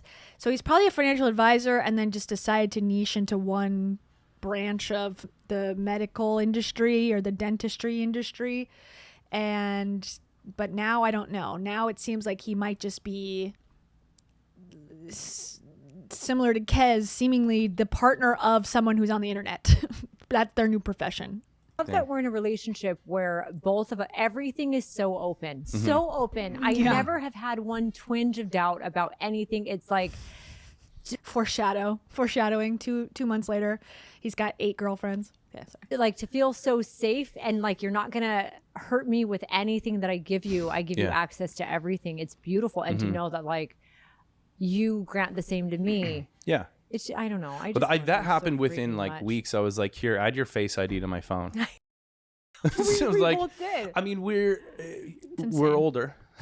I'm older than you. Well, I'm 44. That's not a spring chicken. Yeah, exactly. You know? I'm saying like, I've lived differently inside of a relationship with more privacy, secrecy. Yeah. And I'm just like, you learn a lot when you've had previous relationships. Like you learn what to do, what not to do, what you want to be better at, want to do differently. And I was like, that is 100% one thing I want to have totally different with you. Well, you know, it's interesting because I mean, I've had, a very public relationship where I have been And also, whose fault is that? Yours, girl. None of this has to be public. You're choosing it all, so I'm not going to shed a tear for you. I've had a very public relationship. It's like, yeah, because you chose to, and you're doing the exact same thing with this dude. Secretive during phases of it. And even during phases where I wasn't, and I'm not proud of that. So I want to be really clear. Like there are things in relationships that I've had that I'm absolutely 100% not proud of. And I don't feel like it does anyone any good for me to hide it, you know, or or lie about it or act like I'm perfect at all. But interestingly, when there's no trust inside of a relationship, obviously because I broke trust, it almost becomes, I feel like it's like walking on eggshells. And so I found myself in certain relationships, not all, but certain relationships when I didn't want to get in trouble or I didn't want someone to assume something or I thought they'd be like I would lie or hide things or not want them to see who texts me, even if it was completely innocent because I knew where their mind would go. And it's interesting when you're you not get so tense. It's so and I say that to let you know, like being in a relationship with you I feel like I have to scoop back. You're so tiny on like you just fit so good. I'm like, I feel like what do I do with my arm and my hand? Yeah, we're good. Being in a relationship. Oh, he knows. He knows how to butter her up. You're just so tiny on this couch. You're basically becoming a little crumb underneath the cushion. You're so little and petite. Like, if there was a gust of wind from the air conditioning, you would blow off this couch. She's like, thank you so much. Maybe they are perfect together. Relationship with you feels so safe. Same. Like, I know there's nothing you're going to find on my phone. Yeah, same. Even if 99.99999% of men would be intimidated or scared or insecure, you're always going to give me the benefit of the doubt. Always. Yeah, for sure. And you're always going to believe. Oh my God. I cannot have, as a woman who's been divorced twice and gone through a bad breakup publicly because she wanted to do it publicly, okay, to be clear, she has not learned a goddamn lesson. It is so fun. Like, you have to know that when you put this out in the universe, okay, as they all believe in manifestation, when you put this out in the universe, karma is going to come back, and this guy is going to have 18 girlfriends, a wife over in Thailand. He's going to have a 4th secret child. He is also on a furry community like website right now. You can't go out in public and say this stuff. It is just setting you up to be embarrassed. I believe. I'm calling it now. Oops, what am I doing? I'm muting myself to cough. Okay, that was the opposite of what I wanted to do. I really appreciate that. There's been some routes. We'll get back to the birthday in a minute. But there's been some routes explored with regard to what a future could look like. Nothing is set in stone, right? Big announcement coming soon. Yeah, there's really no big announcement. I love how rumors spread and whatever. I wish they were true, but they're not true, ladies and gentlemen. If you're listening to this and you're one of the... Oh, awkward. She wishes they were getting engaged, but they're not. So, awkward. Okay, I'm going back to watch this awkward moment unfold again. With regard to what a future could look like. Nothing is set in stone, right? Big announcement coming soon. Yeah, there's really no big announcement. I love how rumors spread and whatever. I wish they were true, but they're not true, ladies and gentlemen. If you're listening to this and you're one of the people who say there's something coming, those rumors are not true. There's no TV show coming, although it'd be great. It'd be wonderful. But who is thinking that? Who's getting a TV show? That never crossed my desk here at Hollis Co. Inc. Crystal G131. Thank you so much to Crystal G131 for picking the member one. Was that say member? Number one. I can't read. Number one fox with a little painting brush. Oh, I have to show you. Remind me at the end to show you my artwork. I'm scared. You should be. I'm outside the Cheesecake Factory waiting for it to open. I don't give a fucking shit. I love selling stuff online. Thank you, Crystal G. Okay. People like to say things like that. But like I've thought about that, and I've thought if there was something like a TV show for you and I in the future, that would be really hard in a relationship. Who would ever want to watch them? For what purpose? Relationship, because things are thrown at you. Half of it's fake, 75% of it's false rumors, right? And then I thought, gosh, if there's anyone that I believe could survive a very, very public life with me, I know it's you. Because there's so much trust and love. Yeah, cool. It felt really good. It was literally within weeks. I'm like, here's my phone, here's everything. Like everything. And all the time you'll be like, let me grab your phone. I got to do something. I got to log in. I'll be like, same. Yeah. Let me ask your Chad something. I don't have my phone. I don't even think about it. I don't think about it at all. And it feels. Yeah, she doesn't think about it at all. Yeah. I'm sure she's not looking through every app possible to check on you. Yeah, I'm sure it's just very, very innocent. She just has to log into her Uber account to see how many points she has left. So nice to just be like, I don't have to give that any thought. It's mine, it's yours, vice versa. Yeah. So back to the birthday. I was so freaking stressed about the caption. Your job is hard. I said this in one of my posts. I was like, kids, you should just grow up to be dentists and not influencers, because this is so stressful to think of like, what's the perfect thing to say? It's got to be funny. It's got to be meaningful. And then the morning of your birthday, I was like, screw this. I'm not doing a post. I'm just going to, and I had no plan. So, well, you no plan turned into like 36 different slides. Winged it. You did so good. I feel like you did a lot better than I could have done in a situation. Like you did really well. It was fun. I think it was fun. Like, it was really fun. Most of the people in my DMs that day, you saw them, were like, wait, hold on. We need Ryan more often, because you are so good at that. But like, to comment on my job is hard. It's very interesting, because anyone sitting on the outside looking in at what I do. Yeah, what a dream, right? You just like post stuff from your phone and... There's like a common misconception. You were kind of setting my mind straight the other day. You're like, we were talking about musicians, and Cash is like, do you think so-and-so is a millionaire? Yeah. This musician. This You're musician like, no. that I've seen and he's like, really? And then you were kind of explaining, and we were really realizing that not everyone whose music is on the radio has hit it big, right? Or just because you have fame doesn't mean you have money. How would he know? dentist, financial advisor. What do you know about musicians' incomes? I'm curious to hear his hot takes. I mean, I tend to agree, I guess, that just because, especially music people, especially when they're younger, musicians get screwed the most from the music industry and these contracts that suck. So that makes sense. But anyways. Off topic. Amy LX8RN. Thank you so much, Amy. As always, Amy says, does he know about her secret burner phone? Yeah. I bet they both have secret burner phones, to be honest. I feel like anyone who's saying to each other, I trust you with all my heart, I know in a million years you'd never do anything to me, they are both probably, secretly got boyfriends. But I just wanted to say this about Heidi and what she's talking about right now. There's a real big misconception about influencers. People think it's just easy. And it is, but it's actually what I do for money.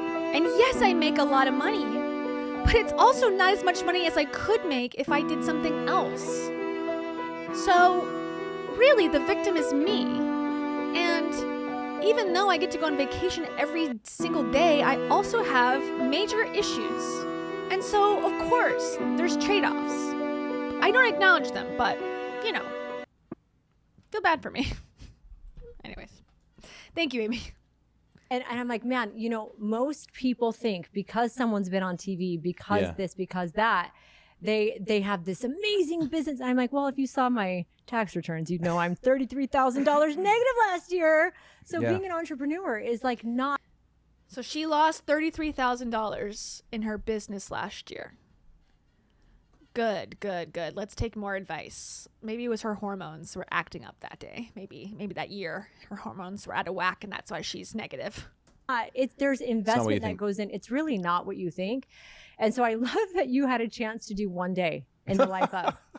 That was my quota for a while. It was fun though. I had a good time. Yeah. I had a really good time. Did you? Oh yeah. Good. I can't wait to do Posting photos of saying how amazing Heidi is. That's so fun for him. it again, actually. Good. Yeah, it's kind of fun telling the stories. Okay, how do we meet, babe? Okay. Babe. Well. How do we meet? I think we talked about this a little bit in the past. Neither one of them remembers. How do we meet? I really can't remember. Yeah, I don't know. Maybe, I don't remember either. Amazing podcast. For those in the back, say they're not attending this session. That are totally attending this session. For those in the back who say they're not listening and are totally listening to everything that gets said. Huh? So we've said this Those are my before. favorite. Yeah, I knew of you and Chris for many, many years. Which weren't we at the same Yeah, we event talked about this in before. There was a 2015? CrossFit event my gym in Utah put on. For the His gym. He owns a gym? record, we did not know each other then. No idea. We never crossed paths. I kind never. of wish we knew each other back then. I wouldn't have wanted to know you as that version of me at all. Yeah, and same. I had in 20, was it 20? Wasn't she married at the time? She was like, I really wish I would have cheated on my husband with you instead of the guy that I ended up cheating on him with, because we're not together anymore. We could have just jumped ahead. Huh? Remember, there was a reel about this. We just went back and forth about which year. Where then people were like, we know you guys met earlier. It would have been like 14 or 15. Okay, so no, because I was competing. Oh, so okay. It was 20. That's right. We already did this is what happened last time. And Val made the funniest reel about us going back and forth about years. I think it was 2017 or 16. It could have been. It could have been 17. I'm thinking of the timelines of when we moved from Utah to Arizona, which was 2016, and then we moved back to Utah in 2017. I think it was 2016. So before I moved here, who gives a shit? or after I moved back to Utah. This is a thing that people do on podcasts where I like go insane. I'm like, cut this out. Date arguments are not funny or interesting, even to the people in the conversation. I don't care whether it's 2016 or 2017. It has no relation to me at all. Please cut this out next time. This is my advice as a storyteller. We don't need dates. You don't need, it's like someone telling a story, this in person, this annoys me, where someone will be telling a story about, oh, my friend in high school, his last name was Smith? No, that's not it. It's not Smith. It's Johnson. No, it's not Johnson. What is his last name? My friend from high school. It's like, I didn't go to your high school. I don't care. What's the point of the story? How does this man's life that you're telling me his story from high school affect me? What is my relation to this? cut out everything else from the story. He drove a white Buick. No, it wasn't a Buick. It was a Chevrolet. It's like, I don't give a fuck. Sorry, that's my side rant. That's my side rant. And now, Life is Literary. Life is Literary. Thank you so much. Life is Literary says, the more someone tells me they didn't poison my soup, how they'd never poison my soup, and they hate poison, the more worried I'd be the soup was poisoned. Yeah, what a great analogy. That is so true.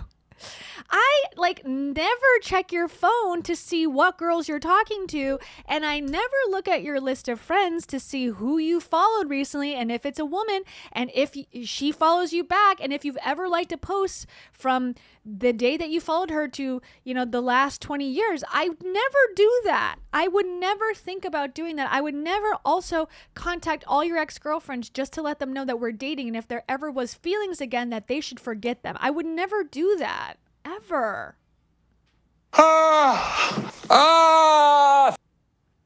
Why do you follow me if you don't already own my book?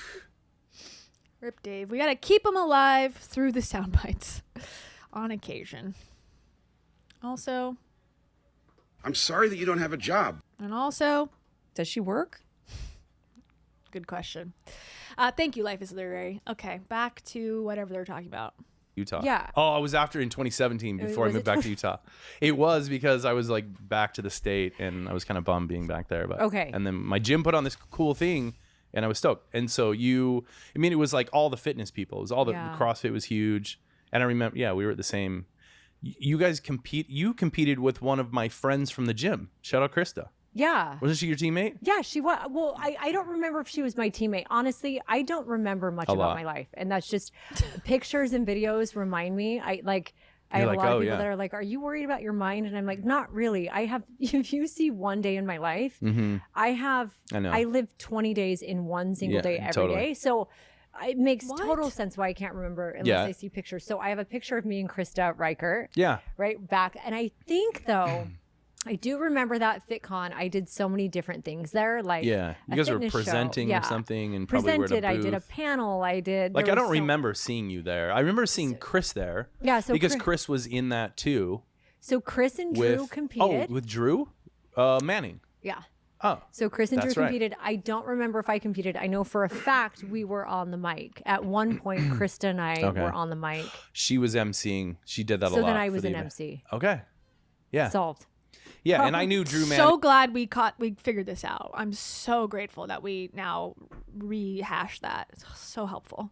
From Utah years before. I doubt I would have competed. It doesn't sound like you. We've been trying to talk you into doing a High Rocks, and you're happy when things keep getting canceled. The joke is, I look stronger than I am. Not my muscles look strong.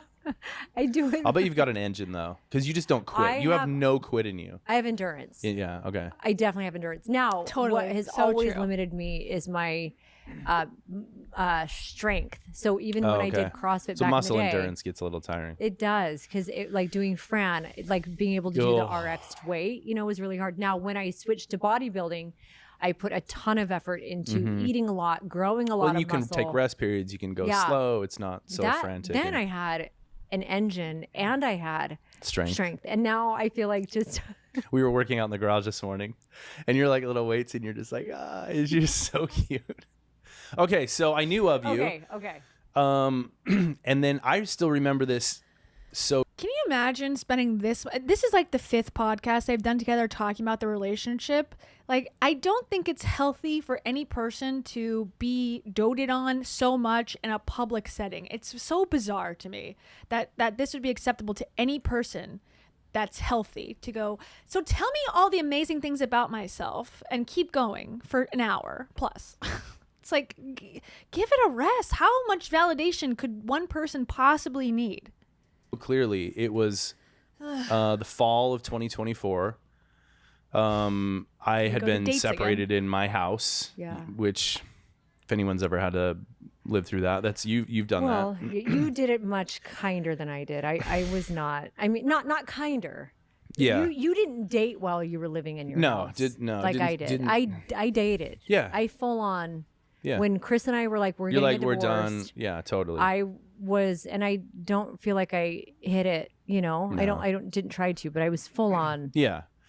Well, because she can't be alone for 5 minutes. So until the divorce is finalized and they, can split custody and move out, she has to have a replacement.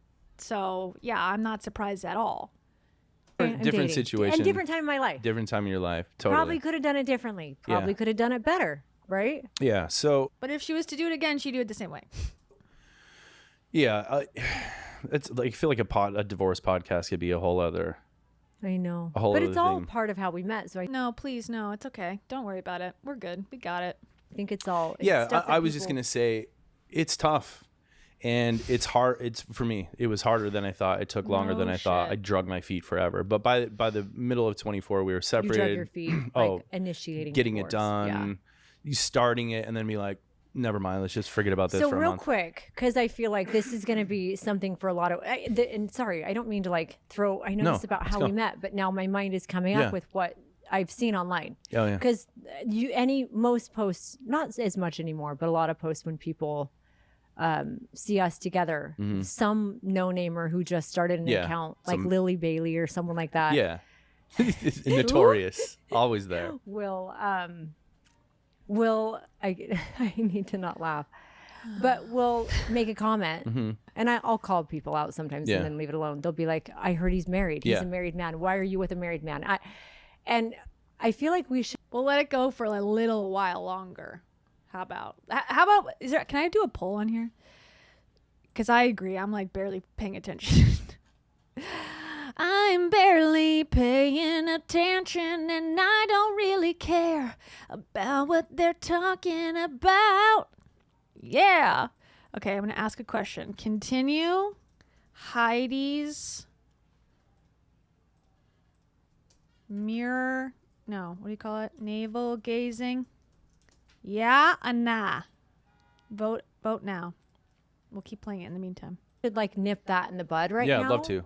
Because technically, if anyone's been through a divorce, and I think until you go through a divorce, you don't really understand what that's like. And for the record, I've never cared about that. I've never cared about their technical marital status. I don't think ever made mention of it. I could care less if he's legally married or separated, whatever. It does not matter to me. It doesn't, I get it. So that was never my criticism. It's more about saying, this is the best relationship ever. It's like, okay, that I doubt.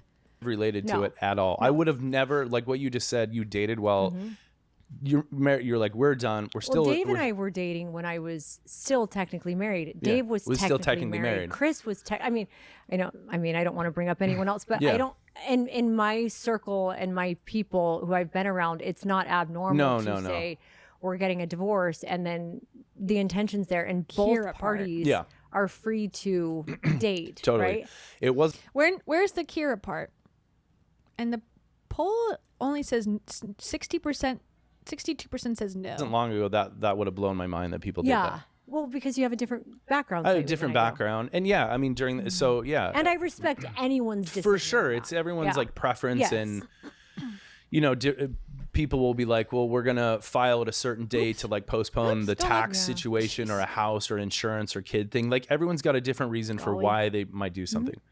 But it's hard either way. But what the hell? I remember, we were separated, and you're trying to do all the things like, where am I going to move to? What are we going to do with the house? What about kids and job? Yeah, this was my situation. I saw a post from you. It was the fall of 24. It probably wasn't the one that I commented on, but I saw a post that you were talking about divorce, and I didn't know you and Chris were divorced. You didn't? No. So this was 2024, and because I didn't follow you. I knew who you were. I didn't follow you, and I'm scrolling and I see this post. It was probably from a podcast that you did. It was one that I did with Tyler. Oh yeah. Where you talked about. And I was emotional. Because I ended up really appreciating. Divorce is hard. Oh. And I really appreciate Chris. We all have things that we. Yeah. So I saw that and I remember being like, Chris and Heidi Powell are divorced. That's how like far removed I was from the situation. And I don't remember if it was that post or a different one. But there was a different post. I still can remember it was either right before Thanksgiving or right after. It was a story because now it was after a story. I went back That's right. later. Oh yeah, it was a story. Yeah. Yeah. Really Of a quick podcast. to be clear, I didn't reply to my first. Well, we'll get there. Okay. Yeah. Till later. Yeah. But like since I've gone back, and it was on Thanksgiving Day, I had a picture of me Was and it? Ruby on story. I was talking. That was my first Thanksgiving, where my boyfriend at the time, well, he and I had broken up. Well, for like the 10th time, you know what I'm saying? Yeah. That was that toxic Yeah. cycle that I was in. But it was the first Thanksgiving where I didn't have kids and I wasn't in a relationship after all of these years. Can you believe that? Like I Yeah. wasn't with my mom. Yeah. I wasn't anywhere. I was at my home weird, alone. surreal feeling. I did it. Okay, I feel like none of this is new, but I did see Kira come up. Okay, no, 55%. So if it's 55%, then the other one's 40-something%. Okay, it's still going. I'll keep letting it go, but we'll skip ahead. That'll be a happy medium. Okay, here's Kira's part, allegedly. This is called the question every woman something wants to know, I guess. Here we go. And I've watched multiple of these episodes we have on the channel. I've known every story. He DM'd me and I didn't see it. I have a literal soundbite of it. Like you DM'd me and I didn't respond. It's like, okay. So this is not new information. Anyways, here it is. You're so strong and you're so firm and like you're like a tree trunk. You I always will tell me jump that. on you, and I'm like, I just feel so stable with you. But like for my boys, because they've seen a lot of breakups, right? Like my kids. For my boys to see how you open my door for me, how you lovingly talk to me, how you help me take it from here to here when I'm frustrated, to see how you handle me with like so much softness and humor and love is really beautiful, because I want them to have that example for when they're married, because they're not really around parents who are in a relationship. They never have been, right? Like for a very small period of time. And my daughters, it's so important for them to see how a man should treat a woman. Like it's important for them to see what's possible for them. You know, like I would love if they ended up with someone like you. What? Do you want to say? Oh my gosh. Well, the other day, that's so cute. Ruby, the other day. This was the day after my birthday. Yeah. Or before. We'll get to when we met, you know. Well, we'll just keep going. It's okay. I skipped ahead 20 minutes and they haven't even gotten to how they met yet, which is through DM. Again, I don't know how they could have gone that far off tangent. We might as well. But Kira's coming over in a I little think bit. she's already here. Hey, Kira. We're still going. Is that Kira? Yeah. Oh! Kira's here. We're still here. We're still going. You guys, let me just say, I'm going to give you a preface for the next episode. My and Ryan's meeting was literally like it was like I mean, this sounds bad, a combustion. So engines work. It's okay. It was literally like, here's a combustion. All the perfect particles of the universe came together. Like It just slammed into each other like the Big Bang or the what's It's that true, Hadron though. Collider? Their first date was actually labeled the Big Bang. Something where they collide. Don't ask why. What true? Yeah. April 2025 Yeah. was wild. 1 year ago. Yeah. This comes out on our anniversary. Yeah. You and I were in Ohio talking about this. They were in Ohio at the Marion Experience. What's the Marion Experience? I didn't hear about this at the time. The Marion Experience in Ohio.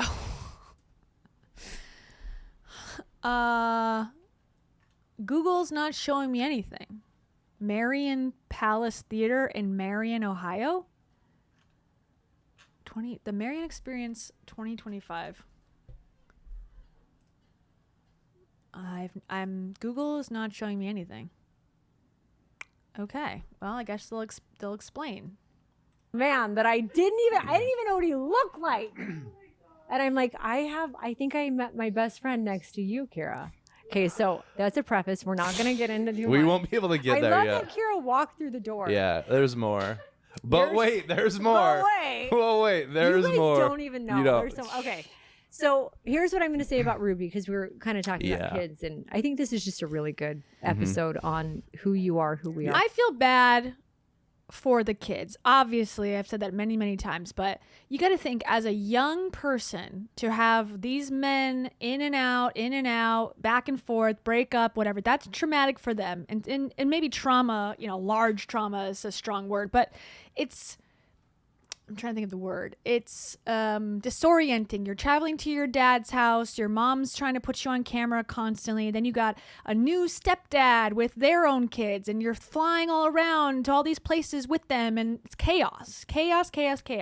And then saying, this new man who I've only known a year, he's now going to be in our bathroom and he's going to take photos with us. And now he's going to travel with us on every trip, even on your school trips, he's going to be there. And we're going to go to Thailand together and we're going to visit you. And it's like, you don't get a break or a moment with your mom alone. I just find that to be a disappointment to them, most likely. Like they don't probably ever get to know their mom without the lens of a man nearby. No, I mean, it depends how loud you are, but go ahead. There's a fat Kira's using the bathroom. So we won't judge.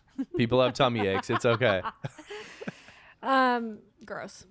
The other day, we were walking at night to go get the mail. Wow. Yeah, and we got 4 minutes till the camera shuts off. 5. Ruby really loves to go get the mail with us. So we're going to get the mail at night, and I don't remember how it came up.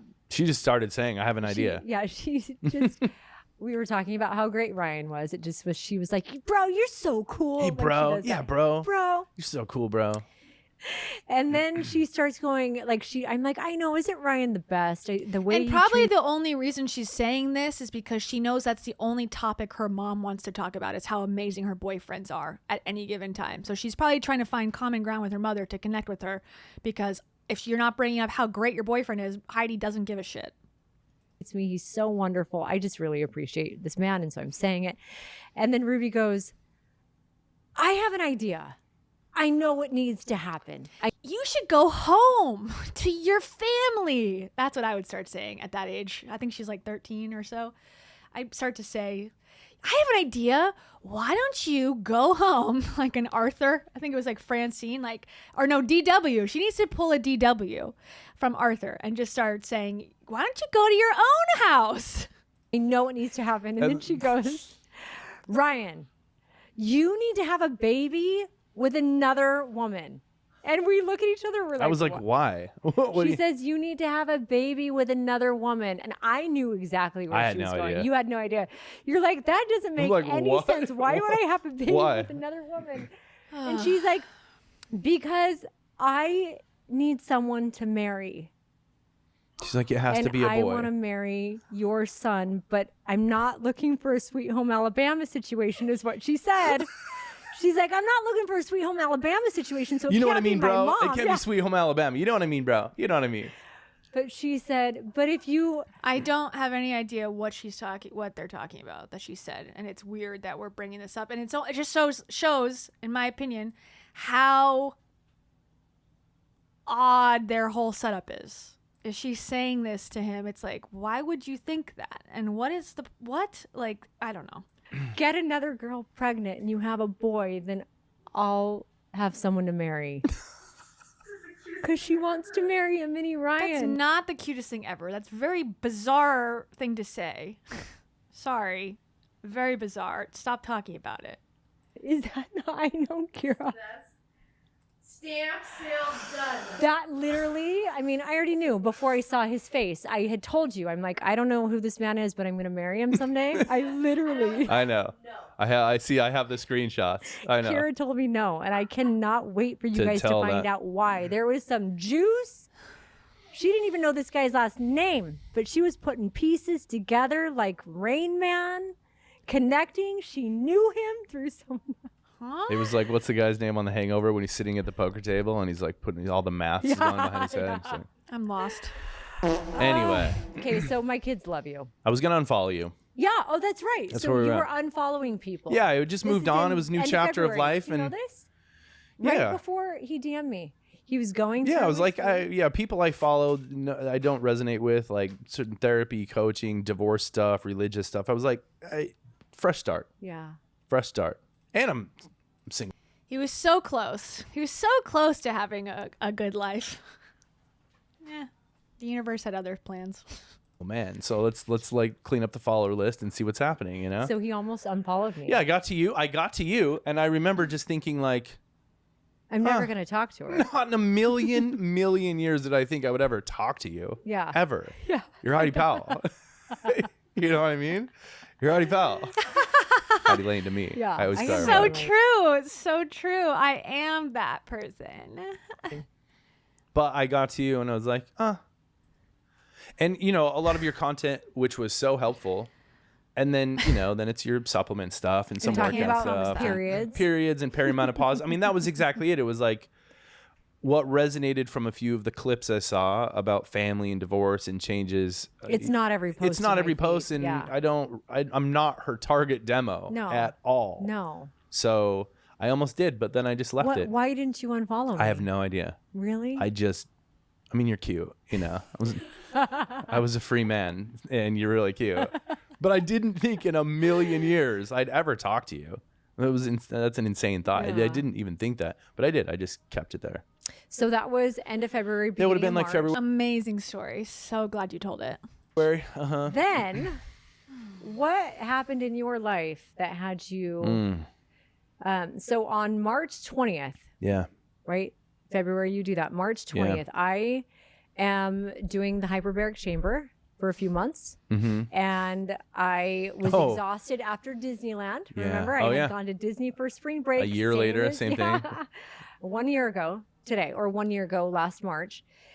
And I just was posting my experience using the I had asked ChatGPT if the hyperbaric chamber could help me recover because I was wiped. I felt like I was like internationally traveling and ended up posting the findings on ChatGPT about. And my comment was, anyone else besties with ChatGPT? Literally every question I have, even if I know the answer, let's see what he has to say about this. And so I basically explained my situation. I'm tired. Okay. We're not going to have water. Okay, so then I post this into the universe. Early 2025 was awesome for a few reasons. I got like 3 international surf trips in 2 months, in like 6 weeks. Oh, sick, bro. Fucking sick. That's gross, TBH. Just kidding. Costa Rica, Nicaragua with my daughter, and then back to Costa Rica. That was the week. She hates that. That is the last time he's going to any of those places without her, just so you know. He's never going to surf again if she has anything to say about it. Week that I was there. Which we'll talk about, some hard things were happening in my family, and divorce and kids, and really hard.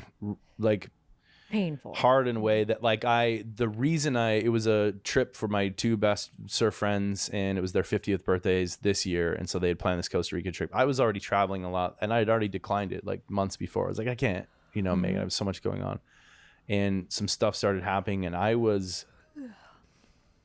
in a place I've never been before mentally. Like, worried that I wasn't like well, you know, some ideation. Yes, happening. For the first time in my whole life. And I remember thinking like, am I being dramatic? Does everyone just like wonder a little bit like how they could not be around anymore? Or is that the line people start crossing before it gets like dangerous? You know, I've never been there before. Like I've never experienced that remotely in my whole life. You should ask ChatGPT and it will tell you the answer that you seek. That's the next logical step when you're feeling low, is to just start asking ChatGPT if you're the chosen one or not. That'll help.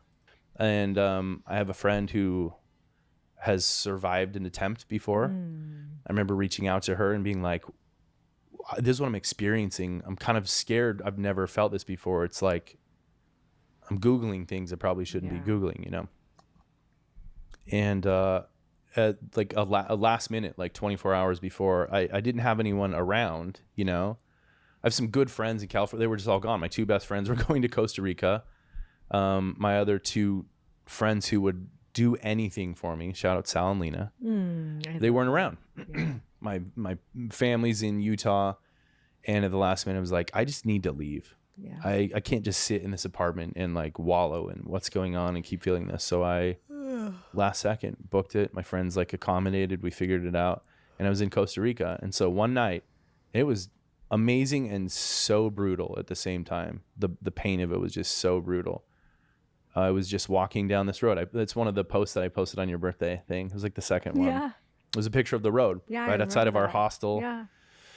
This famous. So the story he's telling here sounds very serious, and he's telling it, and I feel badly for him, and have felt similarly in the past. So it's like, okay, I sympathize, but this is never, and I've gone through this too, actually, this exact thing, where it's like you get into a relationship when you are feeling so badly, that relationship, at least in my experience, is going to struggle because it feels good to have that emotional support and somebody to just take your mind off of it while you're feeling so depressed to the point where it's like scaring you.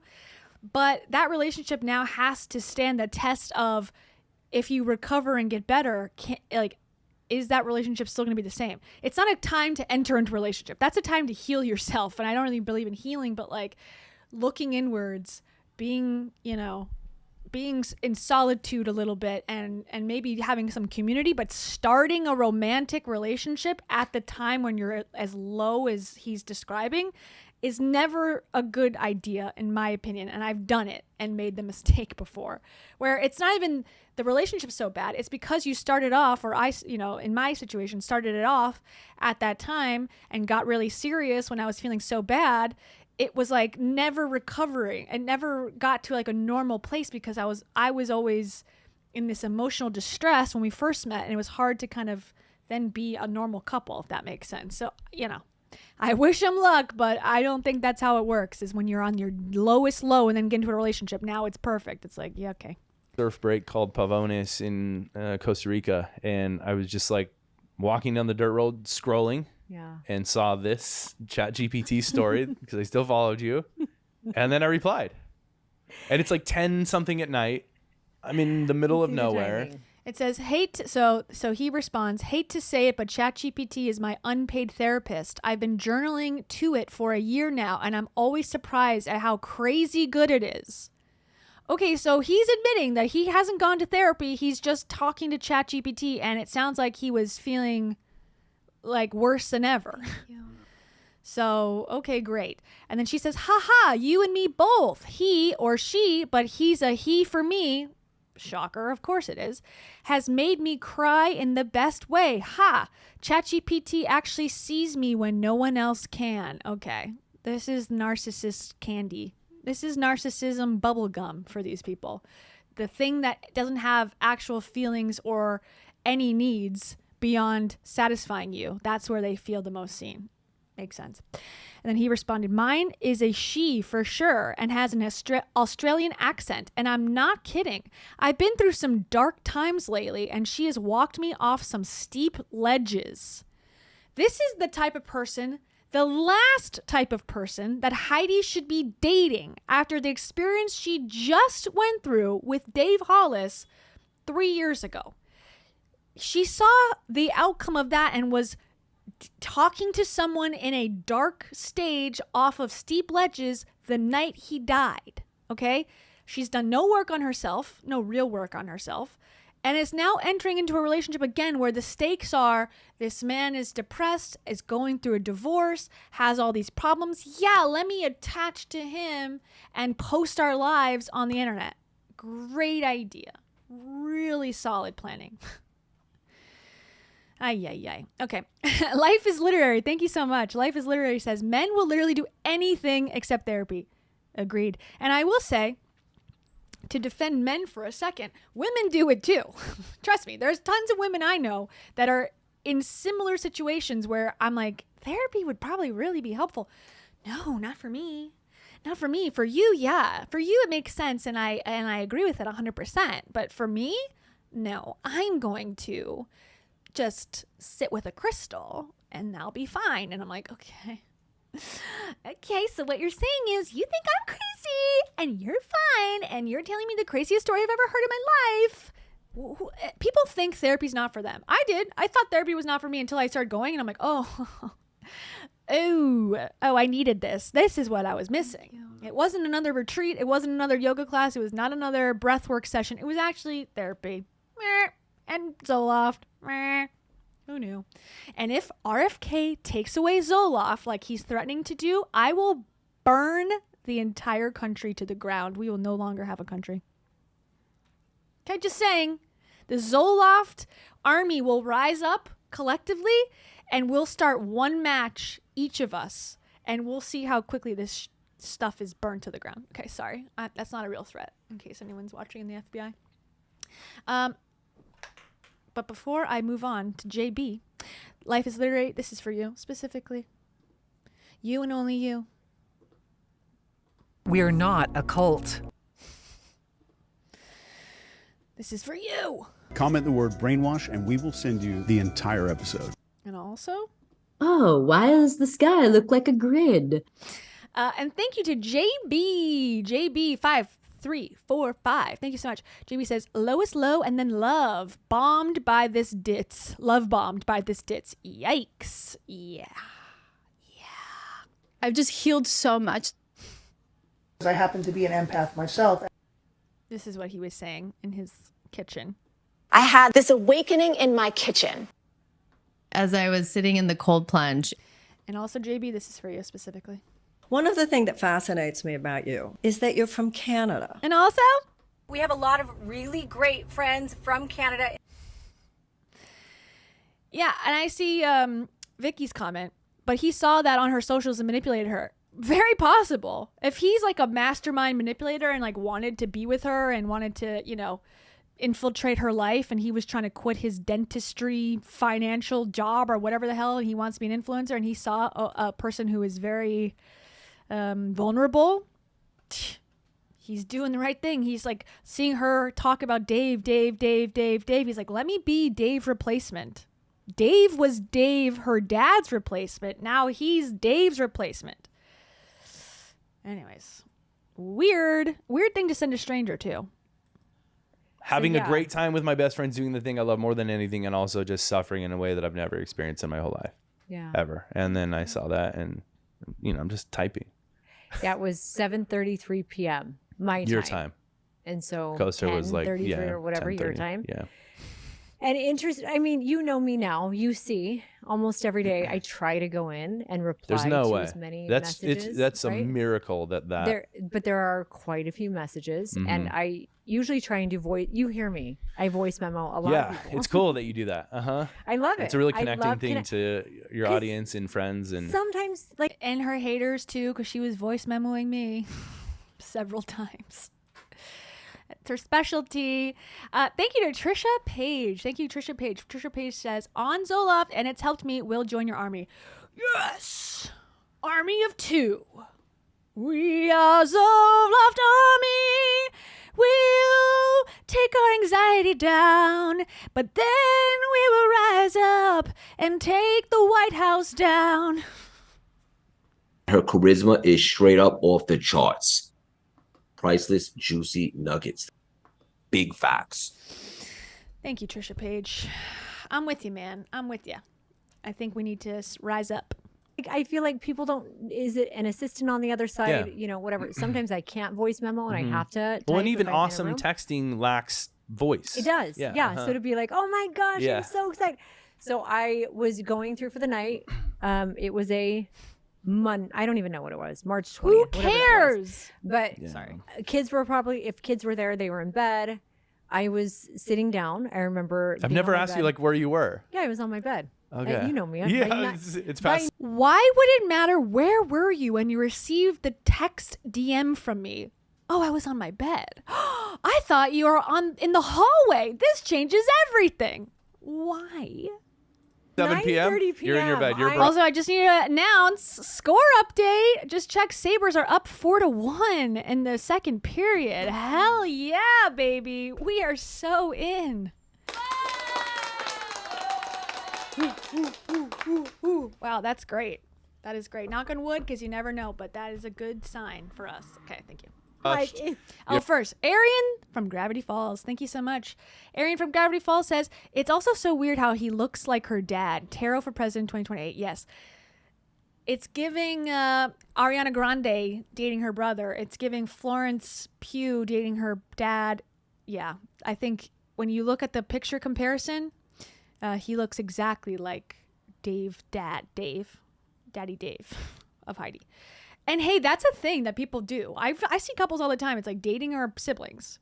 And I guess there's something about looking like your partner. I think Heidi and Chris look like twins, to be honest. Jay Shetty and his wife look like twins. Like, and especially the more narcissistic you are, probably the more you want the partner to look like you because you think you are God's gift to the earth. Buzzing with joy.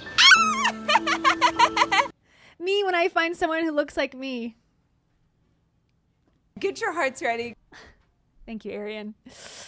Okay. Have your little princess bubbly hair crown. You're in your bed. Yeah. And I was just you probably had like laser hat at that time. I too. probably did. Yeah.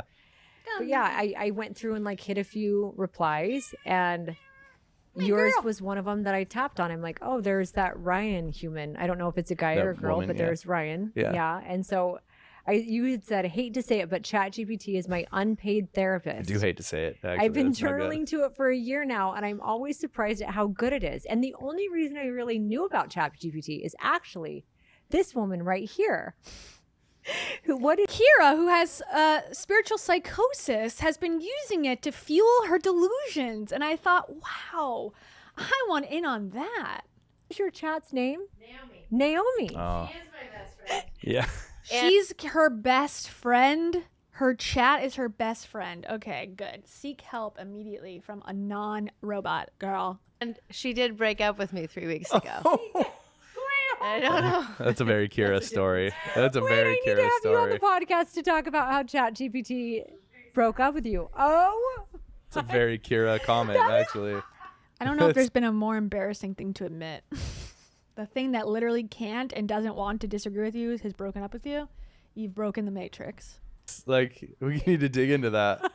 Because Kira, we need to have you on our podcast again. Yeah. Our podcast? So Kira had told me about it's our Heidi's Lane is our podcast now. Okay, she's lost it. Naomi, and how Naomi was like a therapist for her, like a friend, like a mentor, like a light, like a, all the things. Yeah, guide. So that's a guide. Uh-huh. And so I started.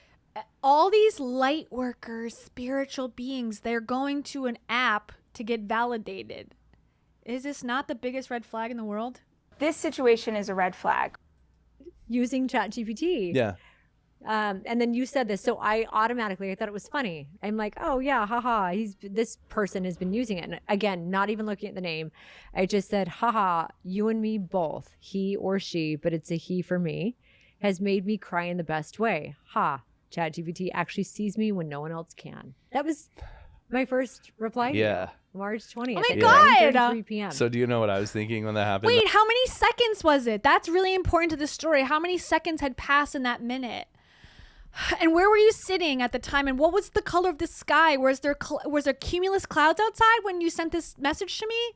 Also, was there bees in the vicinity? Were they cultivating honey?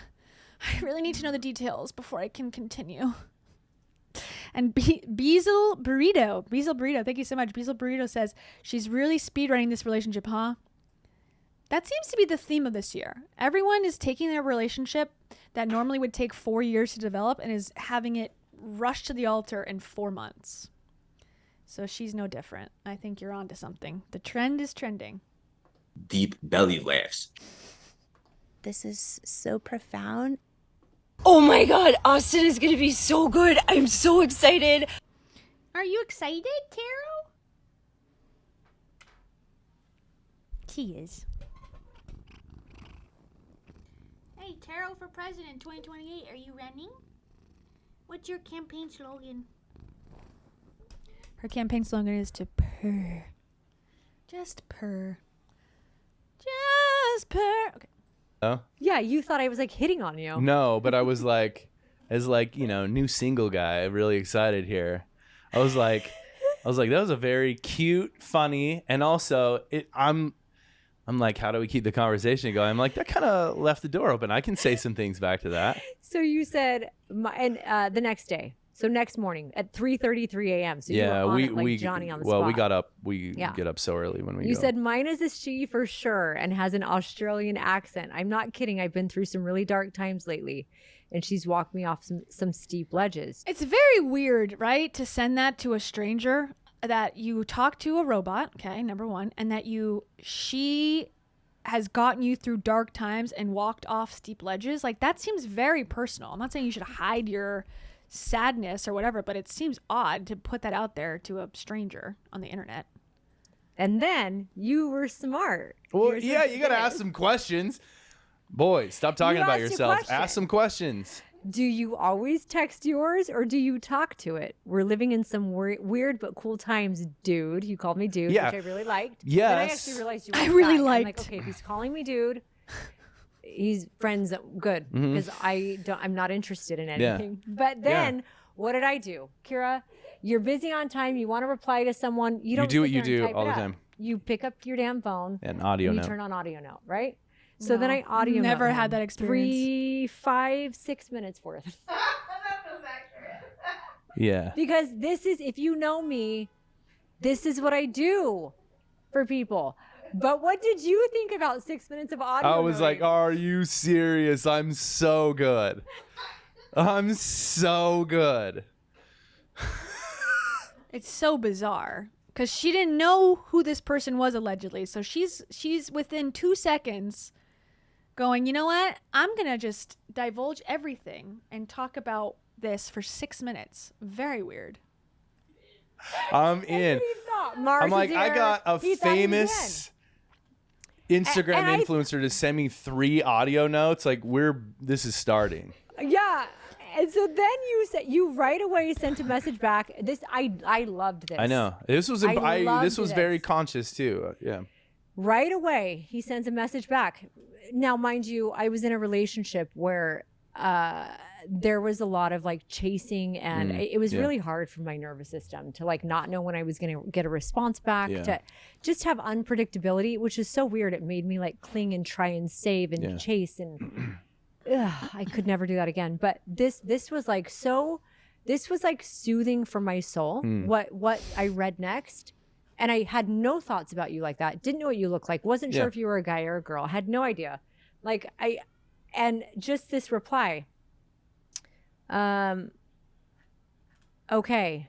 OMG, now I have some serious questions. I think I just was telling you about my Yeah, chat. telling you about chat. You were like, it's my higher self from the future. I was really like, this do feel girl's a sometimes nerd. it is. This is cool. I'm a total nerd. Total nerd. Yes.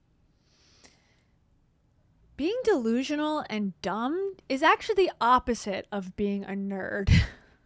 This is my higher intelligence from the future. You're being manipulated by code, actually. It's actually not you being hyper intelligent. It's actually you being the opposite. Okay. Total nerd. Right I was away. really excited about that. It was cool. You said, oh, okay, OMG, now I have some serious questions. You're saying a lot of stuff I've been thinking about with chat. No one else knows about it. Ha ha ha. Oh my gosh, I'm dying.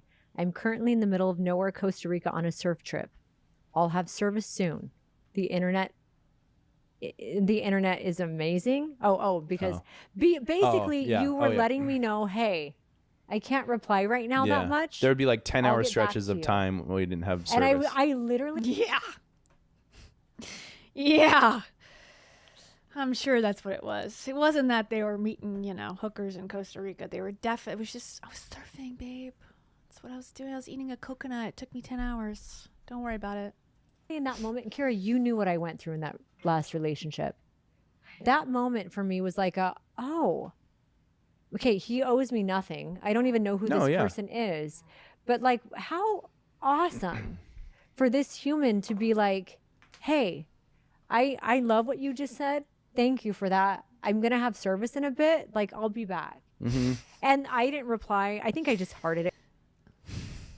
So at least this guy lies. My current boyfriend doesn't even respond, but this guy at least will lie to me as to why he's gone for 10 hours. Because I was like, I'm busy. I rarely go back and see DMs. Rarely. Yeah, I know. And then you sent 8 minutes of voice memos. And then I disappeared for about a week. Yeah. I didn't even reply. I was like, oh, so you don't treat him with the same respect that you deserve in a relationship. How does that make sense? She was so grateful because she had been mistreated by her boyfriend and her nervous system was messed up. So she demands clarity and response and whatever. But when he responded back, she doesn't respond for a week. Okay, so you don't care about his feelings? Got it. you know me, I don't have time. I don't know who this person is, but that was really kind of him. And then, yeah, I disappeared for weeks. Well, or did I message you here and unsend it because they didn't want? No, you said message me on my personal account because I don't see this stuff. My team's in here. My team to see, you know. Yeah. After hearing your 10, how does she have a? No wonder she's negative $33,000. Why do you need a team? And I don't believe it, anyways. So okay, 8 minutes or so of messages. Because we talked a little bit more, and for the I mean, it was. Then I said, super... "Hey, message me on my personal account." Yeah. You were saying that you were going through a really hard time. You did not say what you were doing. No. Yeah. Mm-hmm. And then I was like, okay, I don't want. Whatever I was hearing, I was like, I don't want my team to listen. Yeah, you said that. You said my team's in here. You have no privacy. Just message me on my personal account. Yeah. And then. Yeah, maybe we'll stop here. But then, like, the conversations, that's when you started telling me about some of your medical things. Like, out of nowhere, you started telling me about, like, these huge medical things you have coming up. Yeah, I thought I had cancer. I know. And I was like... I was having a surgery to, some women may have had this done, but to remove part of my cervix. Because it was like, I was... precancerous. I don't know that I knew I was having the surgery at that point, but I knew I was having the colposcopy. So there's the biopsy, you had the tests coming colposcopy. up. I was having that done to see if I needed the surgery. And so and the only reason I shared that. Very bizarre that she would tell a stranger. Bizarre that he would tell. I remember sharing it. Tara. She hit the mouse with her little tail. Aw, she loves the mouses. Oh. Okay, she doesn't like it too much. You gotta just give her kisses for 5 seconds, not 6. She's particular. Weird. The only weird to tell that to a stranger. Like, message me on my private account, and I'm gonna tell you about my cancer scares. Like, do you not have? Unless she's just telling everybody. Like, she has friends and she's telling them, and she just wants the attention and the sympathy from everybody. It's weird.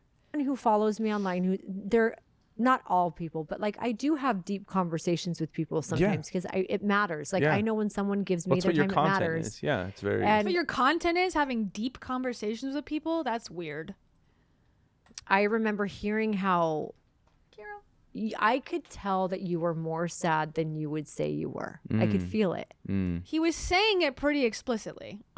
That he had been talked off of edges, steep in what you said or whatever by ChatGPT. I think he was being pretty explicit about his sadness. And you felt like you were at the end of your, like I have, you know, you can like see it. Like it felt like you were on a cliff is how it felt. Because he literally said that. She's like, I'm such a comprehender. I remember. I'm intuitive. I read what you said and then it went in my brain. Saying, hey, like... It is weird how like certain things I like see it, you know, it's not even a word, but like I remember seeing like a cliff and like you felt like you were at the end of a cliff. I feel like it had already fallen. Yeah. Oh, yeah. Yeah. Which man, the whole next episode I'll have to tell you about, we'll have to talk about the breathwork experience I had in December where I saw your energy and I didn't know it was you till I met you. But I mean, that's a whole other thing because I really do. I can feel and see things, you know. But yeah, totally. I totally know what you're talking about, girl. So true. Remember, I was like, man, whoever this guy is just needs to hear it's going to be okay. I have been through, I know what divorce is like. I've been through 2 of them. They're both a major identity crisis. Even if you're in it doesn't matter if you left or if they left or, you know, it's hard. And so, and also I didn't want you to feel like I was like, oh, I'm so far past it. But I did tell you that. Like, it's hard sometimes to remember the pain when you're so far removed from it. And so I decided to share a pain that I was in that moment. Right. I was really, I said, hey, I have some big things too. And I'm not trying to shift this to me. That's right. Yeah. I just want you to know. Like, yeah, I think it's like, enough about your problems. I have a real problem to talk about. Stranger on my DMs. Like I'm here with you experiencing something hard. And like, it's going to be okay for both of us. Like I've made peace that no matter what, how this turns out, I didn't even tell you what it was. Right. Girl. And I remember those messages feeling like this is a different caliber of human being. Like Shut up. This is a different person. This is a different human. And this does it even mean? A different caliber of human being? It's called oversharing and being weird. I actually had like no ideas or expectations of romance or even like friendship really. Same. At all. Yeah. These are two people who are lying to each other, bold-faced lie to their face. Liar! Where is it? Bitch. Don't be selfish. Bold-faced lie. Where the hell is that? Don't be selfish. Your mama? Like at all. And the first like 2 months of talking was like that. Yeah. But that hit me like this is a different caliber of human that Okay. Score update. It's now 2-4. Sabres are still ahead by 2. Okay, just so we know, we're still in the second period. It's getting dicey. I've never met before that has like a capacity and a deepness that just feels so good. So good. I love you. Well, okay. And then you sent me a bunch of stories that you never posted about your surgery. Remember, it was like 10. Was that before I went? Yeah. Okay, yeah, it was before. Then I get this string of like stories. You're like, I recorded my story about this medical experience, but I haven't posted them yet. Yeah. You're the first one to see them. I think we had that connection. Then you sent something back. Then you had started saying something about religion, and I'm like, oh my gosh, we have very similar backgrounds.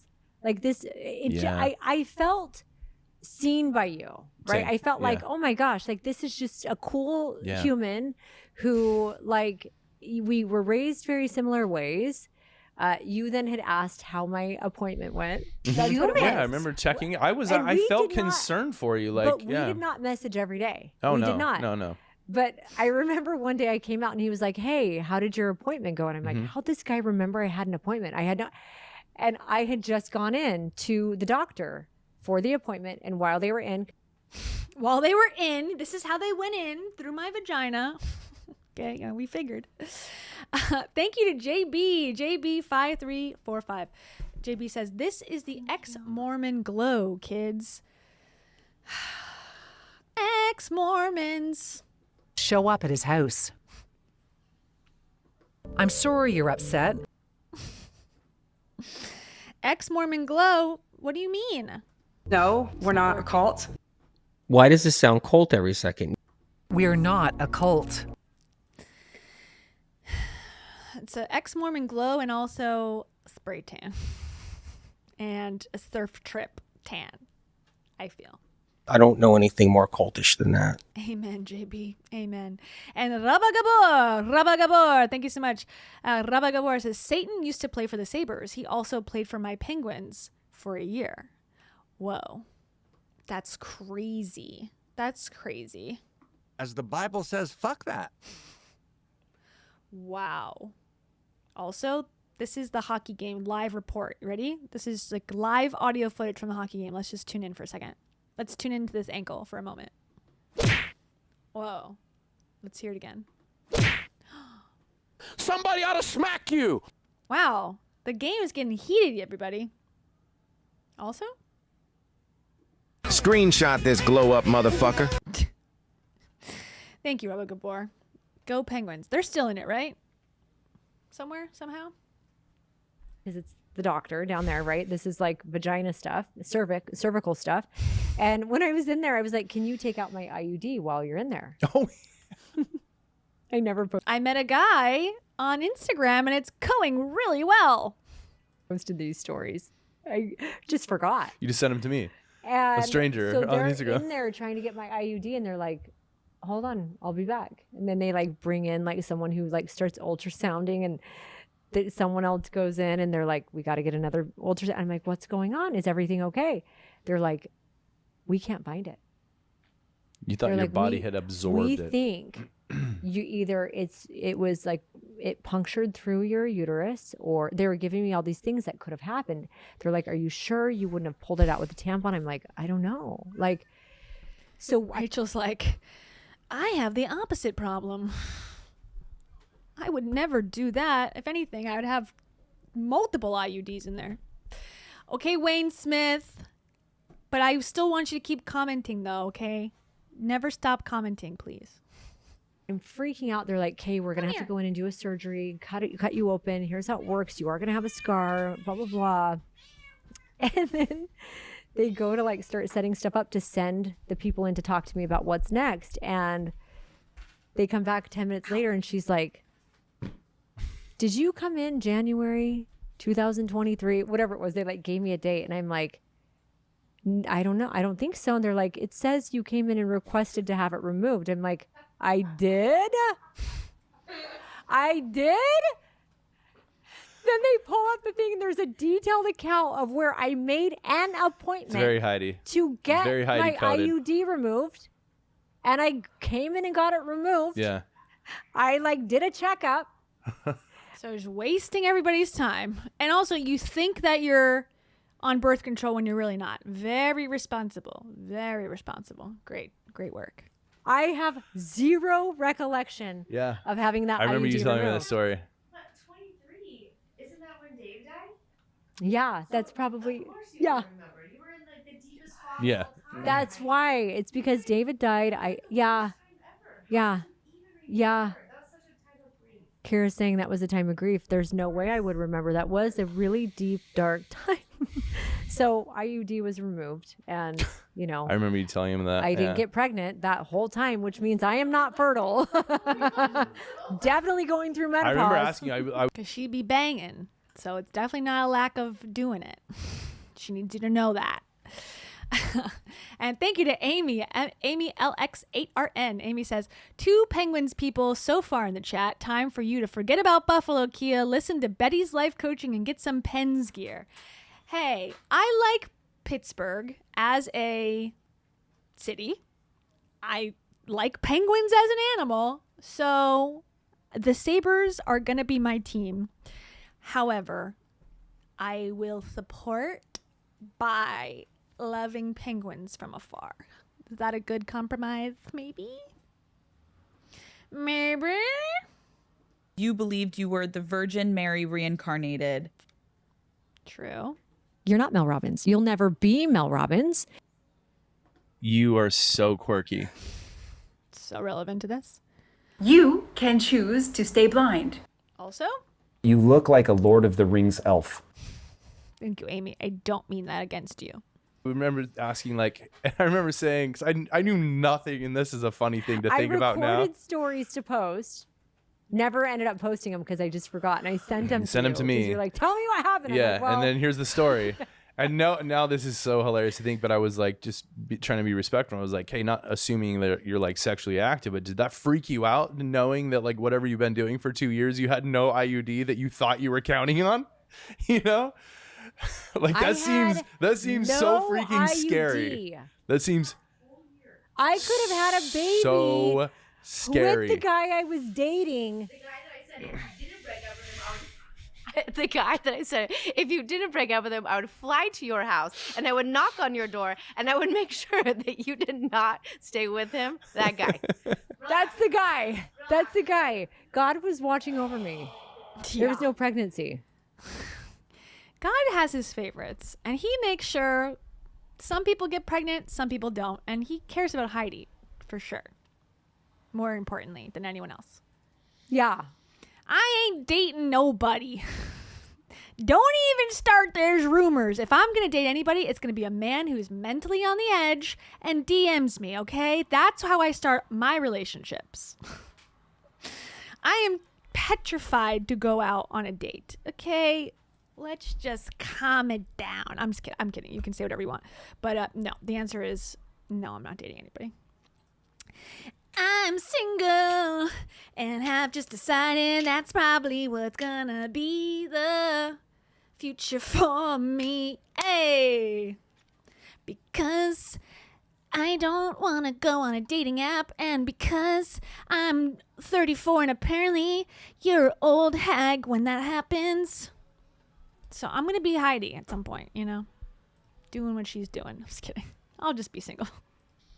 Anyway, we can end by saying. Well, we kind of parted ways in DMs at that point for weeks. I was gonna say, yeah. Let's end by saying, truth is, for like you had sent me a reply after the stories, yeah, and I went dark for weeks. Hodgepodge 70. God was my IUD. That is a hat in the making. Because I literally remember having a moment where I was like, I thought you were dating a Christian Scientist. Who is that? L. Ron Hubbard? Yeah. Oh, the hot Scientologist guy? Yeah, I wish. I can change him. Why am I talking to this guy? Yeah. Like, why am I connecting with someone? Like, why am I? There was nothing sexual. No. It felt like I was talking to a girlfriend. It wasn't even anything flirty, honestly. Like, it wasn't even Nothing. flirty. It was like deep But then I was conversation. like, why am I wasting my time with someone I never intend to see? I have no interest Yeah. in seeing. I don't have the energy to like I'm in a really tumultuous, awful relationship, you know? It not the person, it takes two. The dynamic was The just dynamic not was tumultuous. working. It was not good. I was, you know, that was breakup number 12. Oh my God, you guys are so funny. ChatGPT is my therapist. God is my IUD. Karma is my boyfriend. And if you wanna have sex, just DM me. Peace. Funny. Had happened Yeah. at that point, and I'm like, I have even if I was single, I have no interest in this guy. Yeah. He's such a fugly idiot. He is so stupid. His emotional problems are dumb. Why is he catching strays? What's going on? Told me he's a surfer dude. Not my thing, but he's really freaking awesome. Yeah. And so I literally just remember her being like, thing. I got to get to my life. I don't have time for these DMs Yeah. every day. Yeah. So I disappeared for a couple weeks. And that's And where I feel we'll like leave that's it. where we're going to have to end for today. You guys, there's so much more. I feel like we're going to have to post the next one next week. I know Yeah, we do we'll There's so much more. He emailed me one time at 7:04 p.m., which is very important because it was the time in which it happened.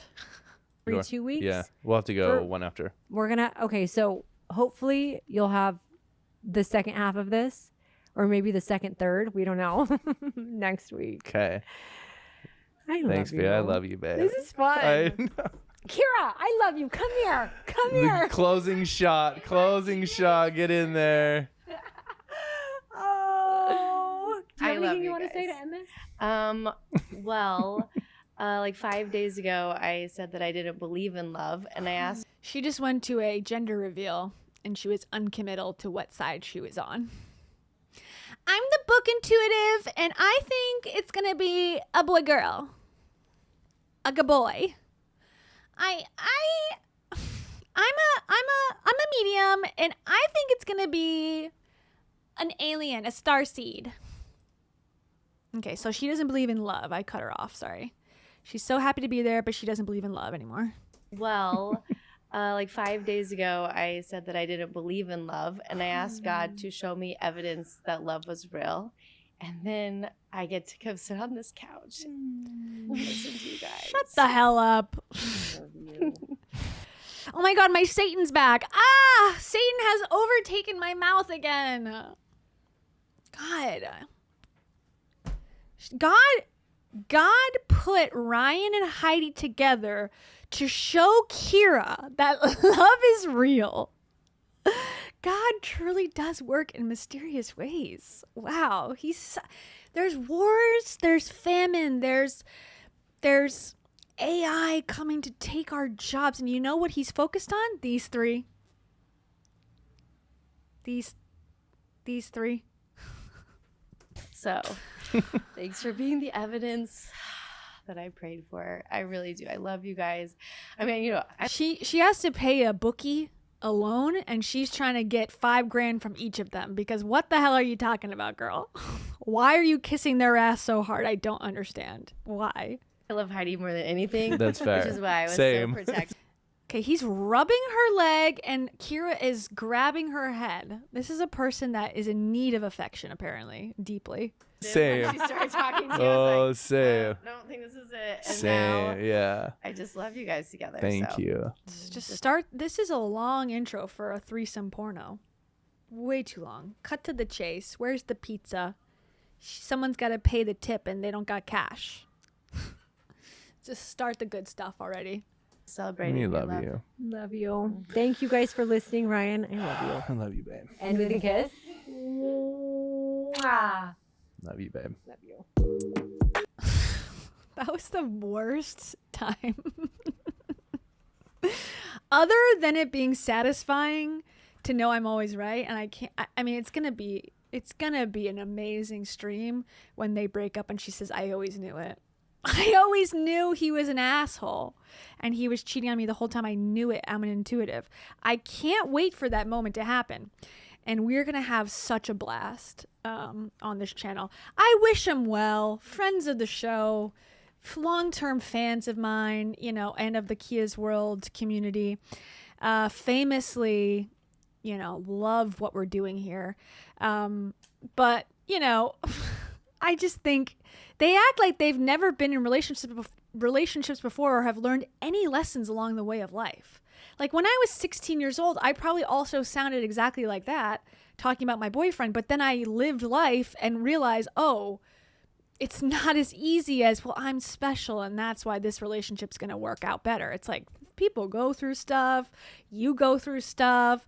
It ain't easy. You got kids and whatever. It's complicated. People have jobs and ex-wives and come on. We just God brought us together and I trust that he would never ever cheat on me. It's like, okay, I cannot wait till we get that 15.5-page essay on a photo of them with his face re-blurred out that's gonna say, I always knew that he was not the one for me. And it's gonna be, like I said, sold out crowd on the Kia's World channel. Ooh. Behind the scenes from Turnbuckle 10. Thank you so much. We are behind the scenes. Also? And also? And also? And also? Such good questions. Thank you, Turnbuckle 10. Excuse me. Okay, so we learned a lot. AKA, we learned nothing new, but we heard a lot of people, traumatized people, talking about their feelings. And, you know, if nothing else, it's a cautionary tale of what not to do if you don't want to be judged for being insane. Okay, so we still have Tim Ferriss and Jay Shetty to listen to. We still have Gold Straight Up himself. Craig Siegel has a TEDx talk that I think we should watch that was recommended on Reddit. So maybe we'll tackle those two. The thing with the Tim Ferriss, Jay Shetty interview, it's an hour and 58 minutes. That is a marathon, literally. Marathon record breaking amount of a podcast for two men who I don't like, but we should do it. And I don't want to listen to it twice, so we should watch it next week. And then also the Craig Gold Straight Up. If you want to join the Reddit, where you can speaking of I opened Reddit, let me show you what it says.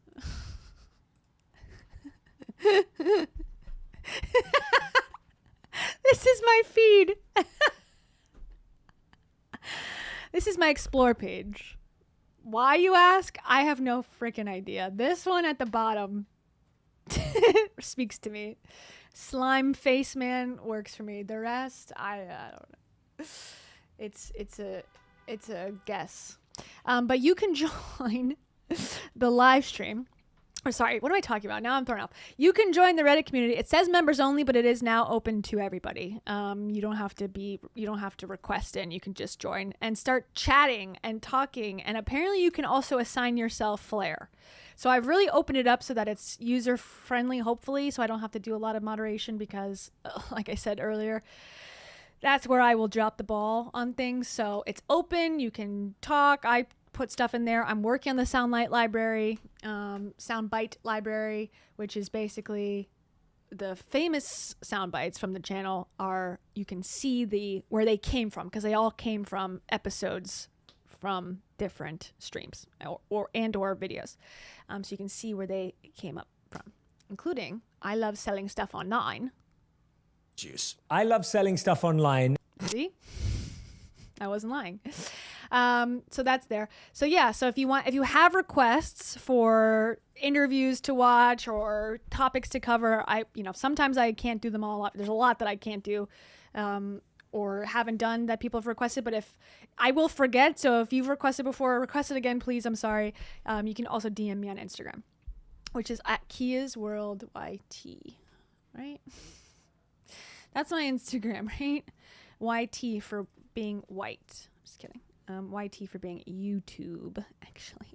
I am so funny. It's crazy sometimes. God actually made me funny so I can deliver my message of self-help being bullshit.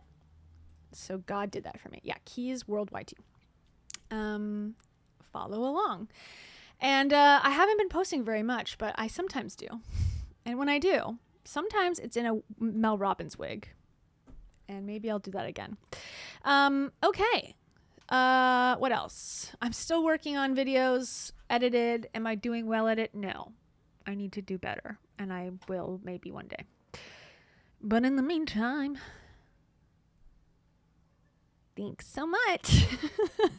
Wrap it up. Cut. We're done. Wrap it up. And now I'm gonna sing my song. Oh, my painting. Ah! Okay, hold on. Oh, I didn't bring it. Okay, hold on. I did leave it because I was hanging out with my boyfriend from my painting class. I'm just kidding. No, but I left it in the class because I was going somewhere afterwards. I didn't want to carry it at a restaurant. But here is the picture. Hold on. So tomorrow is drawing a bottle or painting a bottle, like a wine bottle, because we're learning how to make brown. And then this one was working on making green. So I had to, and red, mostly green though. And I was challenged to, as I stall, trying to bring this up, make 2 apples of different colors and a lime. Okay, you ready? Here it is, guys. Okay, inspo right here inspo right here on the table. Okay, that's 3 real pieces of fruit right there. And then my interpretation of the fruits. Yeah. And there's a closer up shot. Could it be better? Yes. Did I do this in 2 hours? Yes. Will I be touching it up when I come home? Yes. I bought this the other day. And I am pretty proud of this. I bought an easel. It's like hit myself in the head. I bought myself an easel so I can actually watch TV, or I guess I could do like at some point, like I'll just do. They have YouTube classes where you can paint something together, like a paint and sip type thing, but on YouTube. But for now, I'm gonna just touch up different things, and I can do it while watching TV and actually standing up. So thank you so much for watching. Yes, I tend to, and the instructor hates it, and I know what he's trying to say, like, this is not the same color, green, and I hear what he's saying, but I do like a bright color. I do like a pop, so I'm trying to follow the rules, but it is hard sometimes. Thank you, Turnbuckle 10. Thank you so much. Turnbuckle 10 says, keep it up with the pear character. There was a pear on the other side of the room, but I just happened to be on this side, and so I just did the 3 fruits instead of the pear. But there was a pear there. It's the full moon. If you think you might have worms, go ahead and have a little ice cream. I just sneezed and I checked to see if a worm flew out of me. There were no worms to report in the fruits. Someone said that this looks like a cacao bean more than a lime, and I tend to agree, but you know what? I'm happy with it. I'm going to draw eyeballs on these at some point, most likely, so thank you. Your instructor is a grade 8 asshole. You know, he has said that. He's like, to other people too in the class, he's like, I guess I'm just a jerk. And I don't really think he is. He's trying to be like, hey, rookie mistake is to use bright colors. You should try to do it, you know, in the professional way. And I appreciate the advice. But at the end of the day, I am still going to do like a brightness. Because I first of all, don't exactly understand how to make it darker without it turning brown every time or like black. And so then, also gray. Like if you put too much white into like white and green, it becomes like a grayish green. So it's a learning curve. We're all learning here. But I am happy with this. And I think the bottom color came out nice. I was excited about that. So thank you for staying up on my painting journey. This is week 5 this week. So I have 3 weeks after. So this week, 6, 7, 8. So I have 4 more weeks of class. Woo, woo, woo. So very exciting times. And Nikki Chells. Thank you so much, Nikki Chells. Nikki Chells says, let's see. Playing catch up. Who the fuck do they think cares about how they met? Well, you got a long journey to go on, Nikki Chells. You're going to see nobody, and they don't care. They're telling their story. This is only part 1. Part 2 is coming up at some time in the future. I can't wait. I cannot wait. I'm just waiting on bated breath to hear how else they met. I can't imagine even my best friends wanting to hear me tell these stories. I agree. I had similar feelings as well. Okay, here's the best story of me meeting one of my boyfriends. One of my many boyfriends through the years. Did I already tell a story? I probably did, but this is my opportunity to tell a story that I, dated the person for, basically. We dated for a year approximately. This is back 10 years ago. But the story was so good, I was like, we can't break up. We have to keep dating because I love telling the story of how we met. So my friend and I, and it's not even that amazing of a story. It's like pretty straightforward, but I'll tell it anyways. My friend and I were going to New Orleans for Running of the Bulls, which is a thing that they do in New Orleans where people get dressed up in like white and red as if you're doing the Running the Bulls in Spain. But instead of bulls that come out and, gore you to death, it's mostly women, but also men, I think, in like roller derby garb, and they wear these horns on their helmets and they roll around on rollerblades. I can bring it up. And they hit you in the ass with baseball bats, like wiffle ball bats. And it's like a fun, tradition in New Orleans. My friend had a friend who lived there, and she said, "Do you want to go?" And I said, "Sure, let's do it." Here it is. I have a video also. You want to see a video since we're reminiscing? Oh God, where did I put that video? It's somewhere on YouTube. Running of the Bulls, Nola, Kayla. Maybe not. I have like YouTube channels where I just upload like travel videos and such, but they're not so easy to find. Anyways, so we were going to this event, and we were on the plane to Houston because we had a stopover in Houston, and then we were going to go to New Orleans. So on the plane to Houston, there was a guy who was sitting in front of me, and my friend and I were like joking and laughing, and we were excited to go on this trip. And there was 2 guys in front of us, or 3, I guess, but there's 2 younger guys like our age. And the one that I ended up dating turned around and kind of like looked back to see what we were laughing about. And I said, "You can join us if you want," or something along those lines, like, "Oh my God, like, where are you going? Blah, blah, blah." And we started talking. And then we had a seat. My friend and I had a seat in between us. Like, she was window, I was aisle. And I said, "Well, come back here so we can talk easier."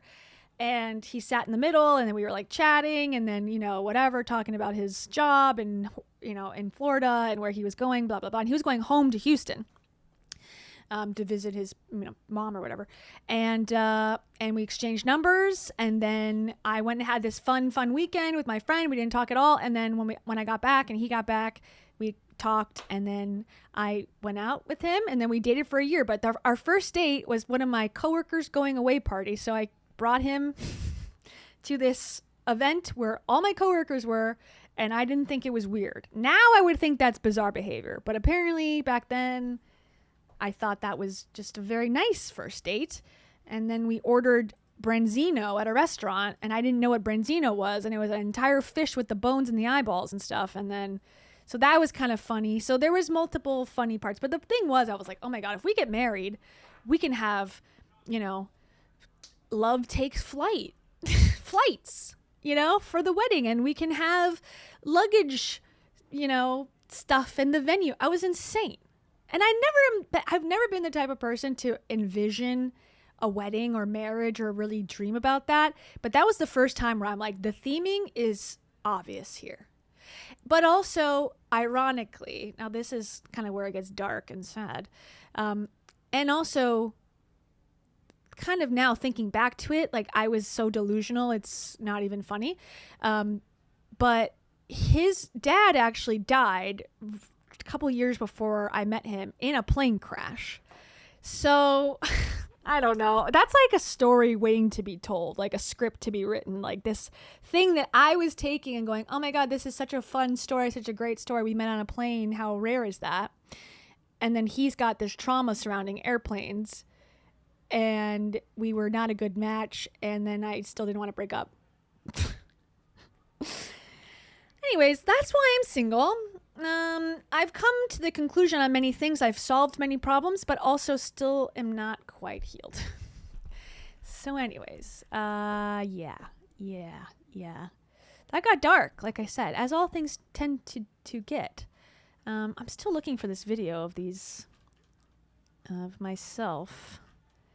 Which channel would have that been on? I have so many channels. I have news channels, this channel. Maybe it's on my, let's see. Maybe it's on my business account, but it's like way older. I'm looking. No. It's not on my, let me see. I don't know if you even care. It's not even that good of footage.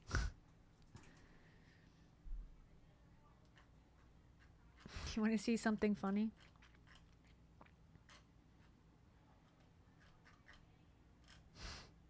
Everyone's like, no, not really.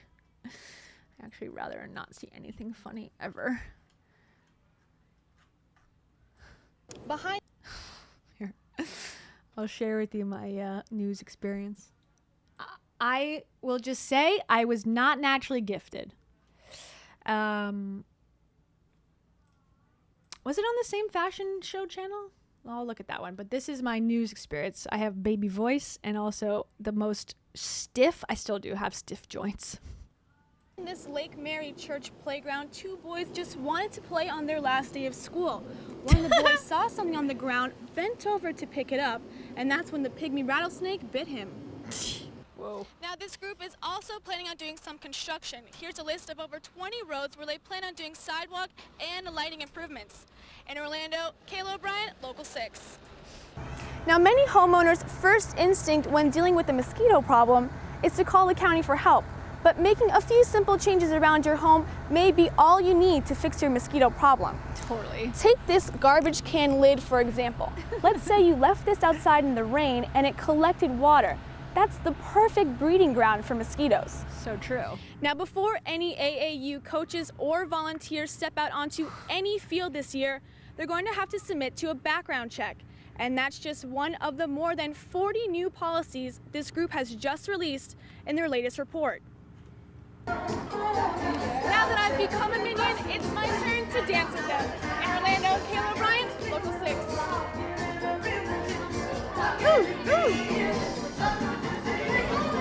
It's one of the oldest cons in the book. A woman was just shopping at her local Walmart when a stranger approached her. It just took a few seconds of distraction for her to become the victim of a pickpocket. This baby right here is a 15,000-pound tornado intercept vehicle. It's what they use to film inside actual tornadoes for the movie Tornado Alley. There you go, guys. Who? Diane Sawyer who? I got other ones. Dad, his son. Okay, this is where I went off the rails. And Nikki Chels, I see your comment. Thank you so much. Nikki Chels says, our wedding was flight themed. We worked in aviation. Aw, that's cute. See, that's appropriate. What I was doing was inappropriate and not thinking about my partner, not thinking through, hey, maybe this could be traumatic for him. I was just thinking of my own cutlery that we could have that has little, wings on it. I was out of my mind. Jeez, this is so good. There's literally no place in the world than I would rather be than right here with you. So true. No big deal. Okay, this one was so the last one you saw was my internship. So we had, professional videographers and reporters helping us, like me and the other interns, do these shots. And there was a lot of pressure because I wanted to impress them. I wanted to get hired, whatever. So I was a little nervous. This, I was also nervous, but I was by myself. So this is my MMJ times where you shoot the stuff yourself, but no one was there to guide me. So I was just doing crazy shit. So this one, the first one, okay, that's not my real phone number anymore. That's my old phone number. No, not this first one. There's one where I'm like talking about, it's fake. All these stories are fake that I'm basically doing, except for the hostess one.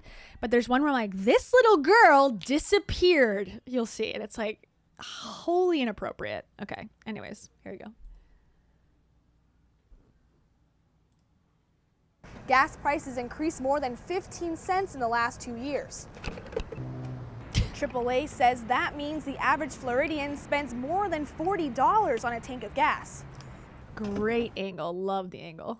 Where some of Orlando's most popular mom and pop restaurants and shops used to stand is now just a pile of rubble.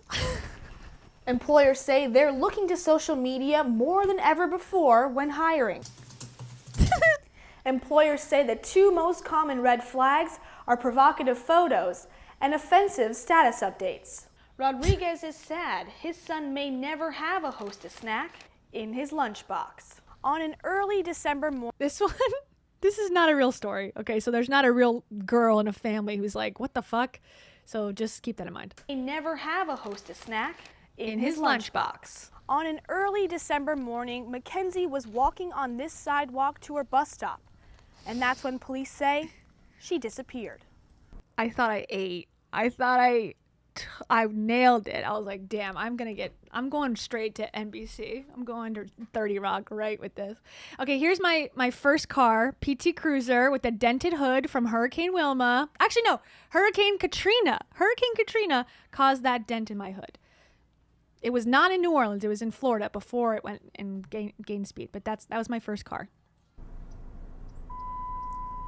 AAA reports drivers spend more than half their time on the road distracted, doing things like texting, eating, even putting on makeup on the road. Hundreds of UCF students waited in this line for hours to cast their vote in the You're like, what the fuck? 2012 presidential election. This is the flyover that's causing all the controversy. FDOT says there's nearly 40,000 drivers who use this intersection daily. Campaign officials have just let people in this line know that the event is still going on, but President Barack Obama will not be here this morning. At early voting sites like the Alafaya Library, voters are often bombarded. Thanks, Alaska Blue Tundra. Thank you so much. I am getting emotional right now. Buzzing with joy. Oh, this is really good for me. Get your hearts ready. I'm getting emotional right now. Welcome, everybody, to the membership, and thanks, Alaska Blue Tundra, for it.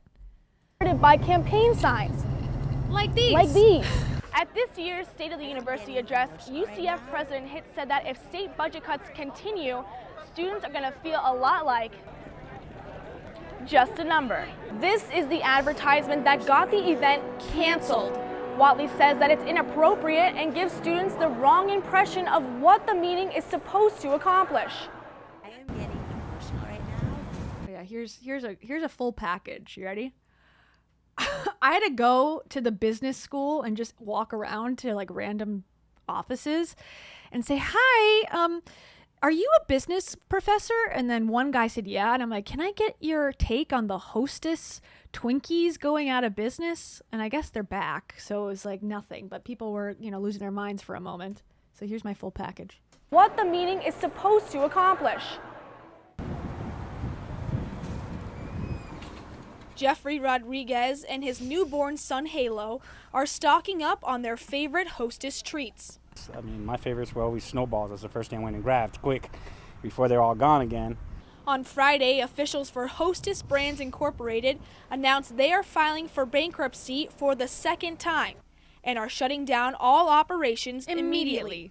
Rodriguez is sad. His son may never have a Hostess snack in his lunchbox. You know, it breaks the hearts. It breaks the heart a lot. You know, and I miss it so much. So I'm like, oh, you know, this is the last time I'm gonna get a snowball, so let me go get one now.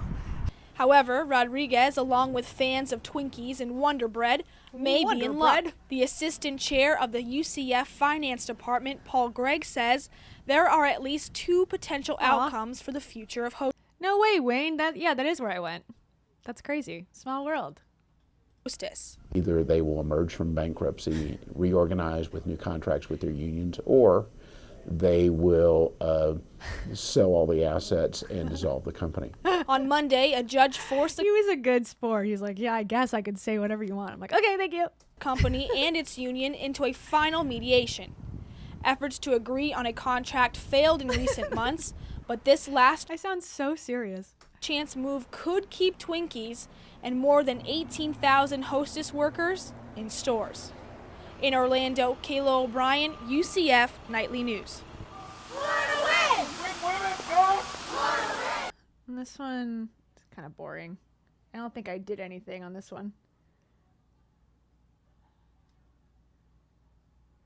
This is about abortion. What else? What else do I got on this one? My demo reel. Campaign officials have... I already watched that one.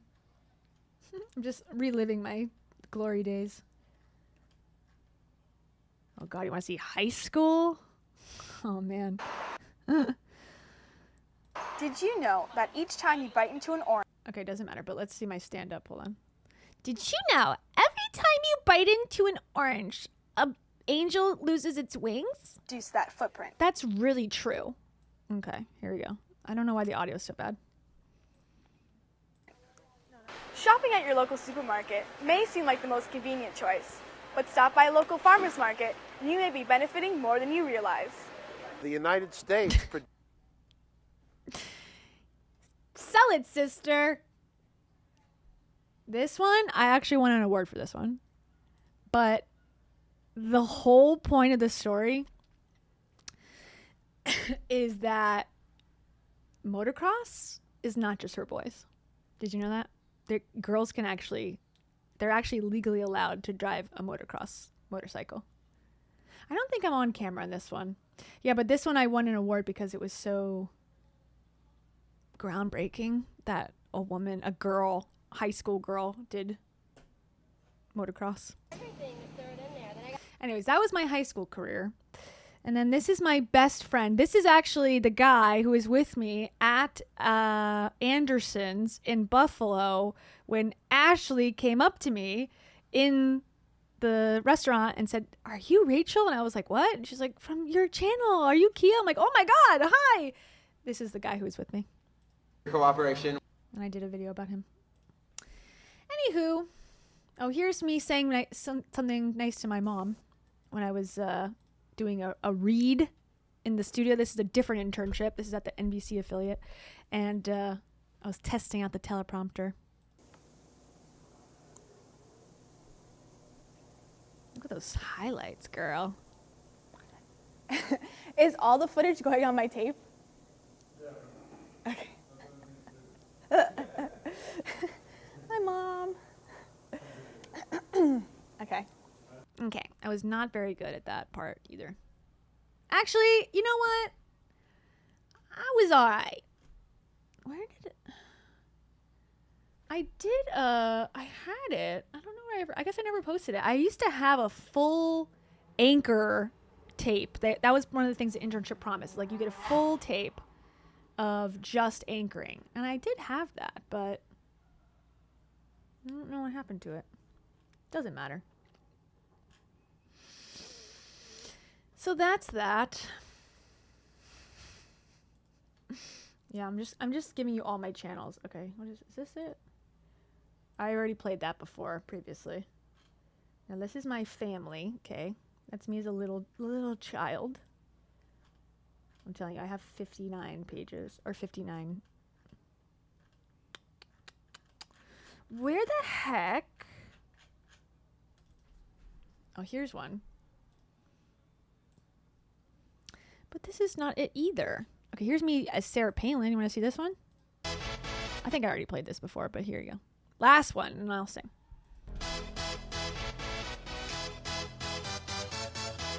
I still have... Look familiar? Oh. His nose may be a little worn, but he's still with me. This is Koopa. This is Koopa, spelled C-U-P-P-A. Don't ask why. In case you were wondering. Okay, I'm just sharing all my lore. I have no secrets with you guys anymore. Okay. So this is just... Ding, ding, ding, ding, ding, ding, ding, ding, ding. That is a fake shotgun. This is me pretending to be Sarah Palin, okay? That was my high school bathroom and bedroom. Okay. You get it? Get the joke?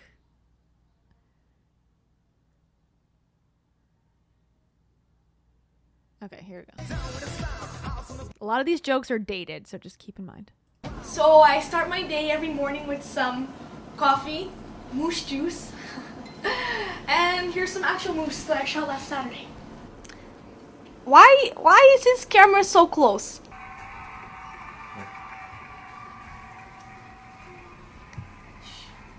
I love 106 in Park. Get it?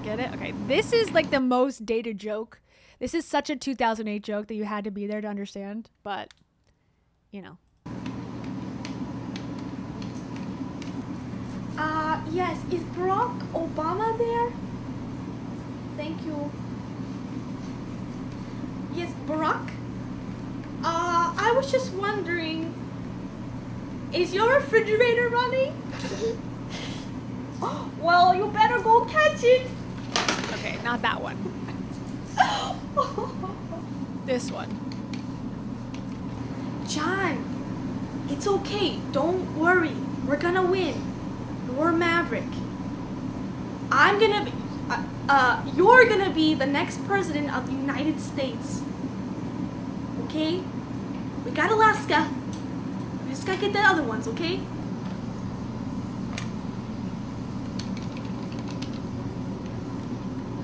Yeah, that was my real phone in the house. Yeah, is Bill Ayers there? Yeah, it's Sarah. Okay, so Bill Ayers is someone that Barack Obama was accused of knowing or being friends with, and they were making a big deal about it, like, this guy's friends with a terrorist. Barack Obama is friends with a terrorist. So this is my joke that I was secretly, as Sarah Palin, calling my best friend Bill Ayers.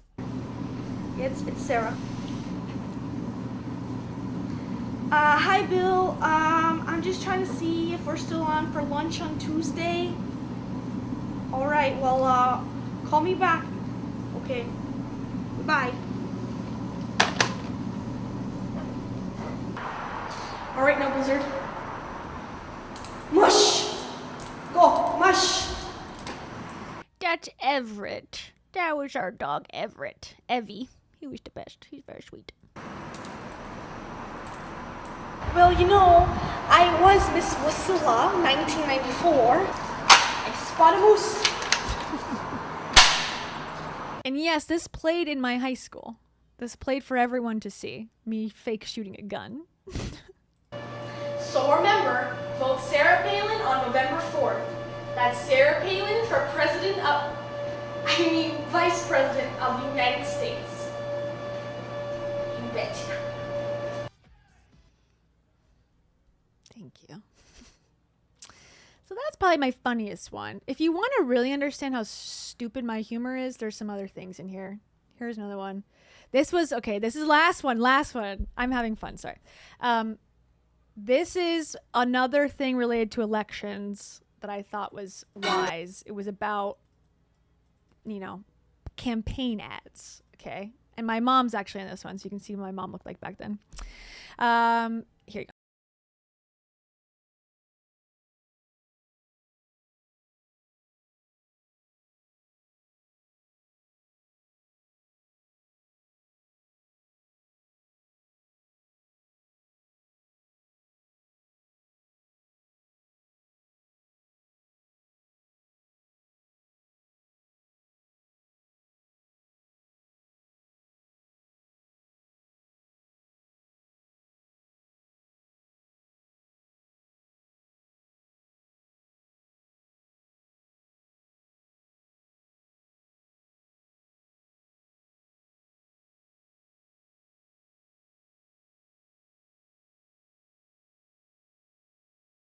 So that was one, right? Okay. But first, thank you so much to Trash Roach. What a name. And thank you so much. So very kind.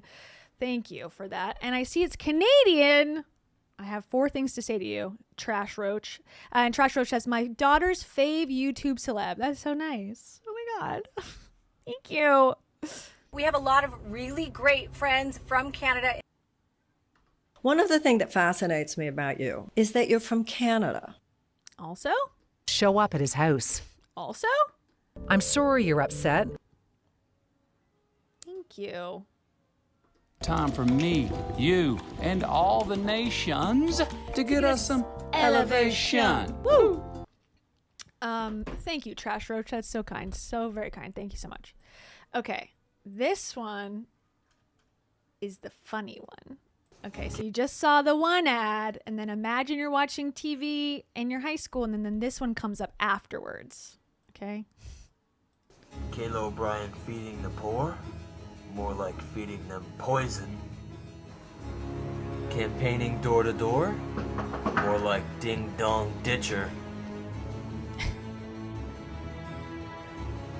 Giving flowers to the sickly? More like stealing flowers.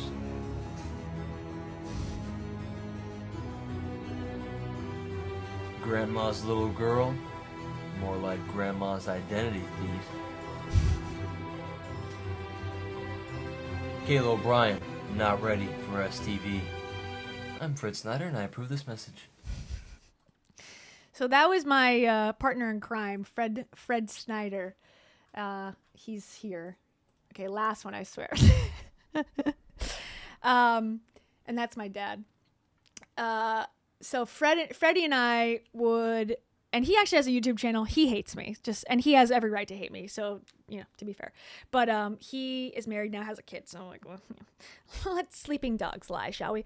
But him and I did a bunch of projects together. Like he really liked filming and stuff and TV production, and he was trying to do comedy and like did stand up and stuff. And then I was sort of liking the video stuff and the skits and whatnot. So we were a good pair. Pretty platonic for the most part. There's a little bit of like, that's why it didn't work out, basically, because there was feelings kind of on both sides sometimes, but it just didn't quite work out, yada, yada, yada. Anyways, so, but that's who we would always film together. That was like our shtick. Okay. And so we shot this. This is, you'll know if you're from this era, 2009-ish. But remember, this is from 2009. This was on tape. This is how far we've come in 20 years, less than 20 years. Like the world has changed drastically. I used to have to go buy tapes, or like you have to, record over the tapes. And if you couldn't do it and you only had 30 minutes to make this kind of content, it was like hard to get all the stuff and edit it and all that. And we actually had it easier than the people before us, because the generations before us had to do tape to tape editing, where you take the one tape and you put it in a machine. So, we had it easy, and now the kids nowadays have it even easier. So I can't imagine once AI takes over the world, how that's going to go. Nicole Campbell, thank you so much. Nicole Campbell, again, also so very kind. Thank you. I really appreciate it. Nicole says, treats for you and Taro. Taro, we got treats coming. You're going to eat good. You're going to eat so good. And I have this to say. How we gonna do it if you really don't want to dance? By standing on the wall. Get your backs up off the wall. Yeah. And also? Uh-oh. Amen. Yippee. Oh my. Yes, mini DV. That was my time period. I once woke up to the story of a woman boiling and eating her 7-year-old daughter. Just so you know, Nicole, that happened to Tom for real. Also, we're still at 2-4. 2-4. Sabres are ahead. We got a minute and a half left. Heck yeah, we're looking good. Okay, here's my music video.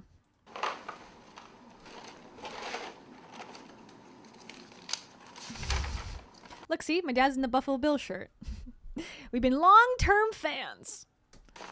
Free kite for 3. Now, who should I take? And that's origami cranes behind me. Okay, this is every story I've ever told is real. Okay. Yes. And T-Pain. Cool. Oh shoot, get your novels ready. It's about to go down. Okay, so this was for a class project and was based on the Kite Runner, the novel. Okay, you had to do a remix of something, of a book we read in the class. Everybody in the class hit the desks. And get out your Afghani notes. We flying this, let's go. I'm flying a kite. I'm flying a kite. Everybody look at me, cause I'm flying a kite. I'm flying a kite. I'm flying a kite. Take a good hard look at Raheem Khan's site. I'm flying a kite in Kabul, take a look at me. Straight flying a kite, Amir had to flee. All relevant. Busted ass years later in a fight. You can't stop me, cause I'm flying a kite. My name's Hassan Trick, I run for kites quick. Baba likes me more, Amir can't deal with it. I got my slingshot and my son Sarabi. I'm flying kites. You and Asif straight looking sloppy. I'm hiding in a tunnel. Sneaking into Cali. But we aren't anywhere near the valley. Working flea markets is as real as it gets. I'm a kite runner. Don't you ever forget, I'll fly a kite. And it's going high. And Amir met a girl. A pretty Afghan. Okay, that was one of my best friends, Allie. Shout out, Allie. She's a nurse, now living in Miami. But something wasn't right. So we took a flight. Back to his homeland. What happened wasn't planned. Get your brass knuckles out, this kite is real. Forget send, I'm flying a kite. Hassan's my brother. I'm a granite trees, no other. No other. Rob's coming home, he lost his mother. Saved Amir, just like his father. Hey Mom, you can see me now. Fixing the past is my eternal vow. Gonna fly this kite to the moon somehow. Living in San Francisco, anything is possible. Yeah. I never thought I'd fly a kite. Okay, we're almost done. It's a beautiful diamond sight. Afghanistan, look at me. Oh, never thought I'd see the day when a big kite ran away. Believe me when I say 1,000 times over. Cracked my voice. I'm flying a kite, everybody look at me, cause I'm flying a kite. I'm flying a kite. I'm flying a kite. Take a good hard look at the kite. Yeah. My dad's calling. Speaking of my dad. Anywho, okay, that's it for real. Taro's done. She's sick of it. Are you on a kite? You want to fly a kite? So that's my history. It goes deeper. We'll have to explore more. I'm always shy about sharing my past because I don't want anyone to know my name. But then that's gone. Now you know my full name. But like I've been kind of, protective of my identity, I guess, because I'm always afraid that these people are going to come after me. But when I was being more protective, they still found my job and went after me and tried to get me fired. So I'll tell that story one day. Oh, thank you. Taro, what do you think? You want to say goodnight? Or you just want to... She just wants to meow. She just wants treats, I think. You want to come up? Come on. Time to sing the song. Yeah. Okay. Thank you, everybody. Thank you for humoring me. Thank you for celebrating the past with me. Yeah, so Kia, in case you're wondering, Kia comes from when I was a kid. I could not pronounce Kayla for some reason. And so when I was first learning to talk, I would call myself Kia. And so that became my nickname that my parents called me, Kia. And then when I was 10, I ice skated. And so then it became Kia Skate, was like what I used for everything as like my online persona.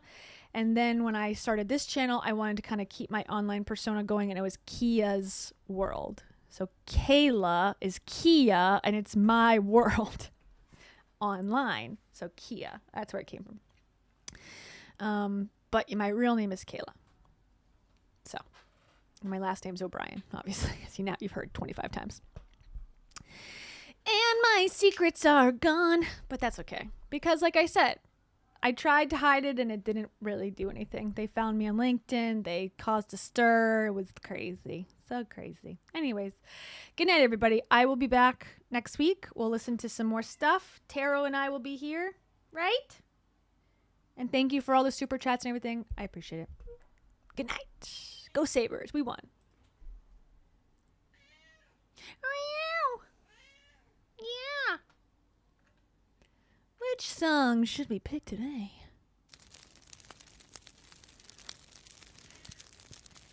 Oh no, this is fire sounds. Okay, we're going back to this one. Tried and true. R&B. Loop-de-loop. Starry Nights EXE. I see you in the chat. How you be? How's it going? Is it snowing? No, it ain't. I know. Nicole Campbell, thank you so much for your super chat. You are a go-go dancer in my heart. And the club is the earth. And the sky is the limit. For what it's worth. A console. I got a thing to gargle. It's called mouthwash. Crest brand. It doesn't taste like sand. That's kind of funny. You should exfoliate your teeth. That would really take away the plaque. Jack, Alaska Blue Tundra knows about that. Thanks for the gifted memberships. Everyone appreciates that. I hope everyone got a snack. We've been here for a long time. Don't whine though. Lily and Massey would never whine. She would only dine at the cafeteria that has a mime in it. Sits there silently miming spoons. Don't be a buffoon. Rabba Gabor would never, ever be a buffoon or a monkey or anything like that. Rabba Gabor would only fight back if you said that to him.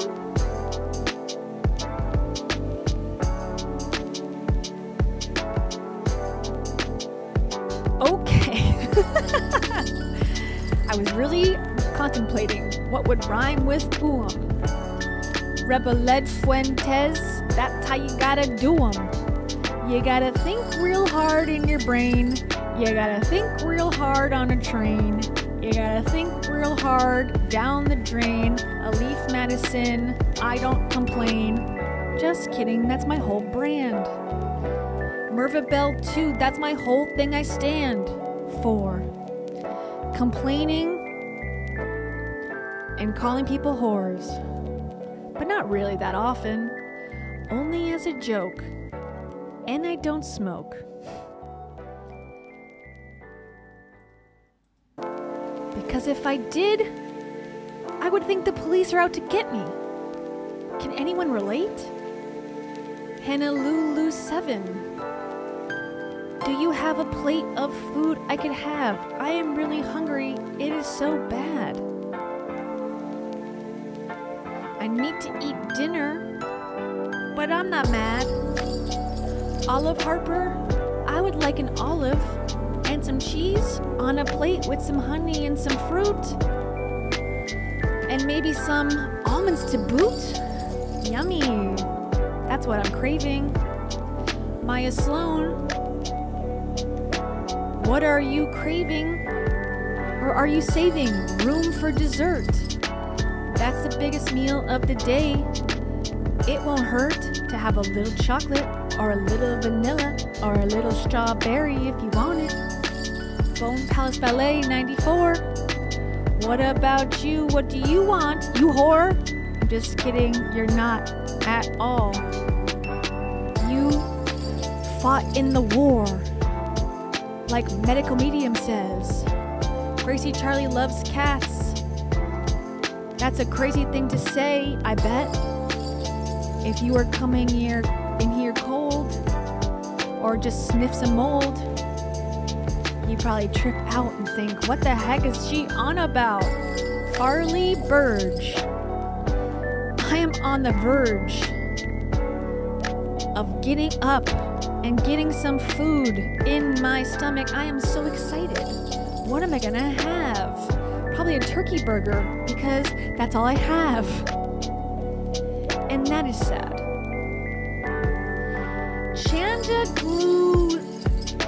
Chandagulik. I gotta ask you a question real quick. What does your name mean? Is it like Chanda Gulik? Or is it Chanda Gulik? Either way, I hope you find lots of sticks. And you can make a fire. And we can go to the White House together and light it on fire if they take away Zoloft. Terry and 11, do you want to join us at the Zoloft protest and piracy convention? Coming whenever they make us and they force our hand. And that's the last time I will give a damn. And I'm joking, in case the FBI is listening.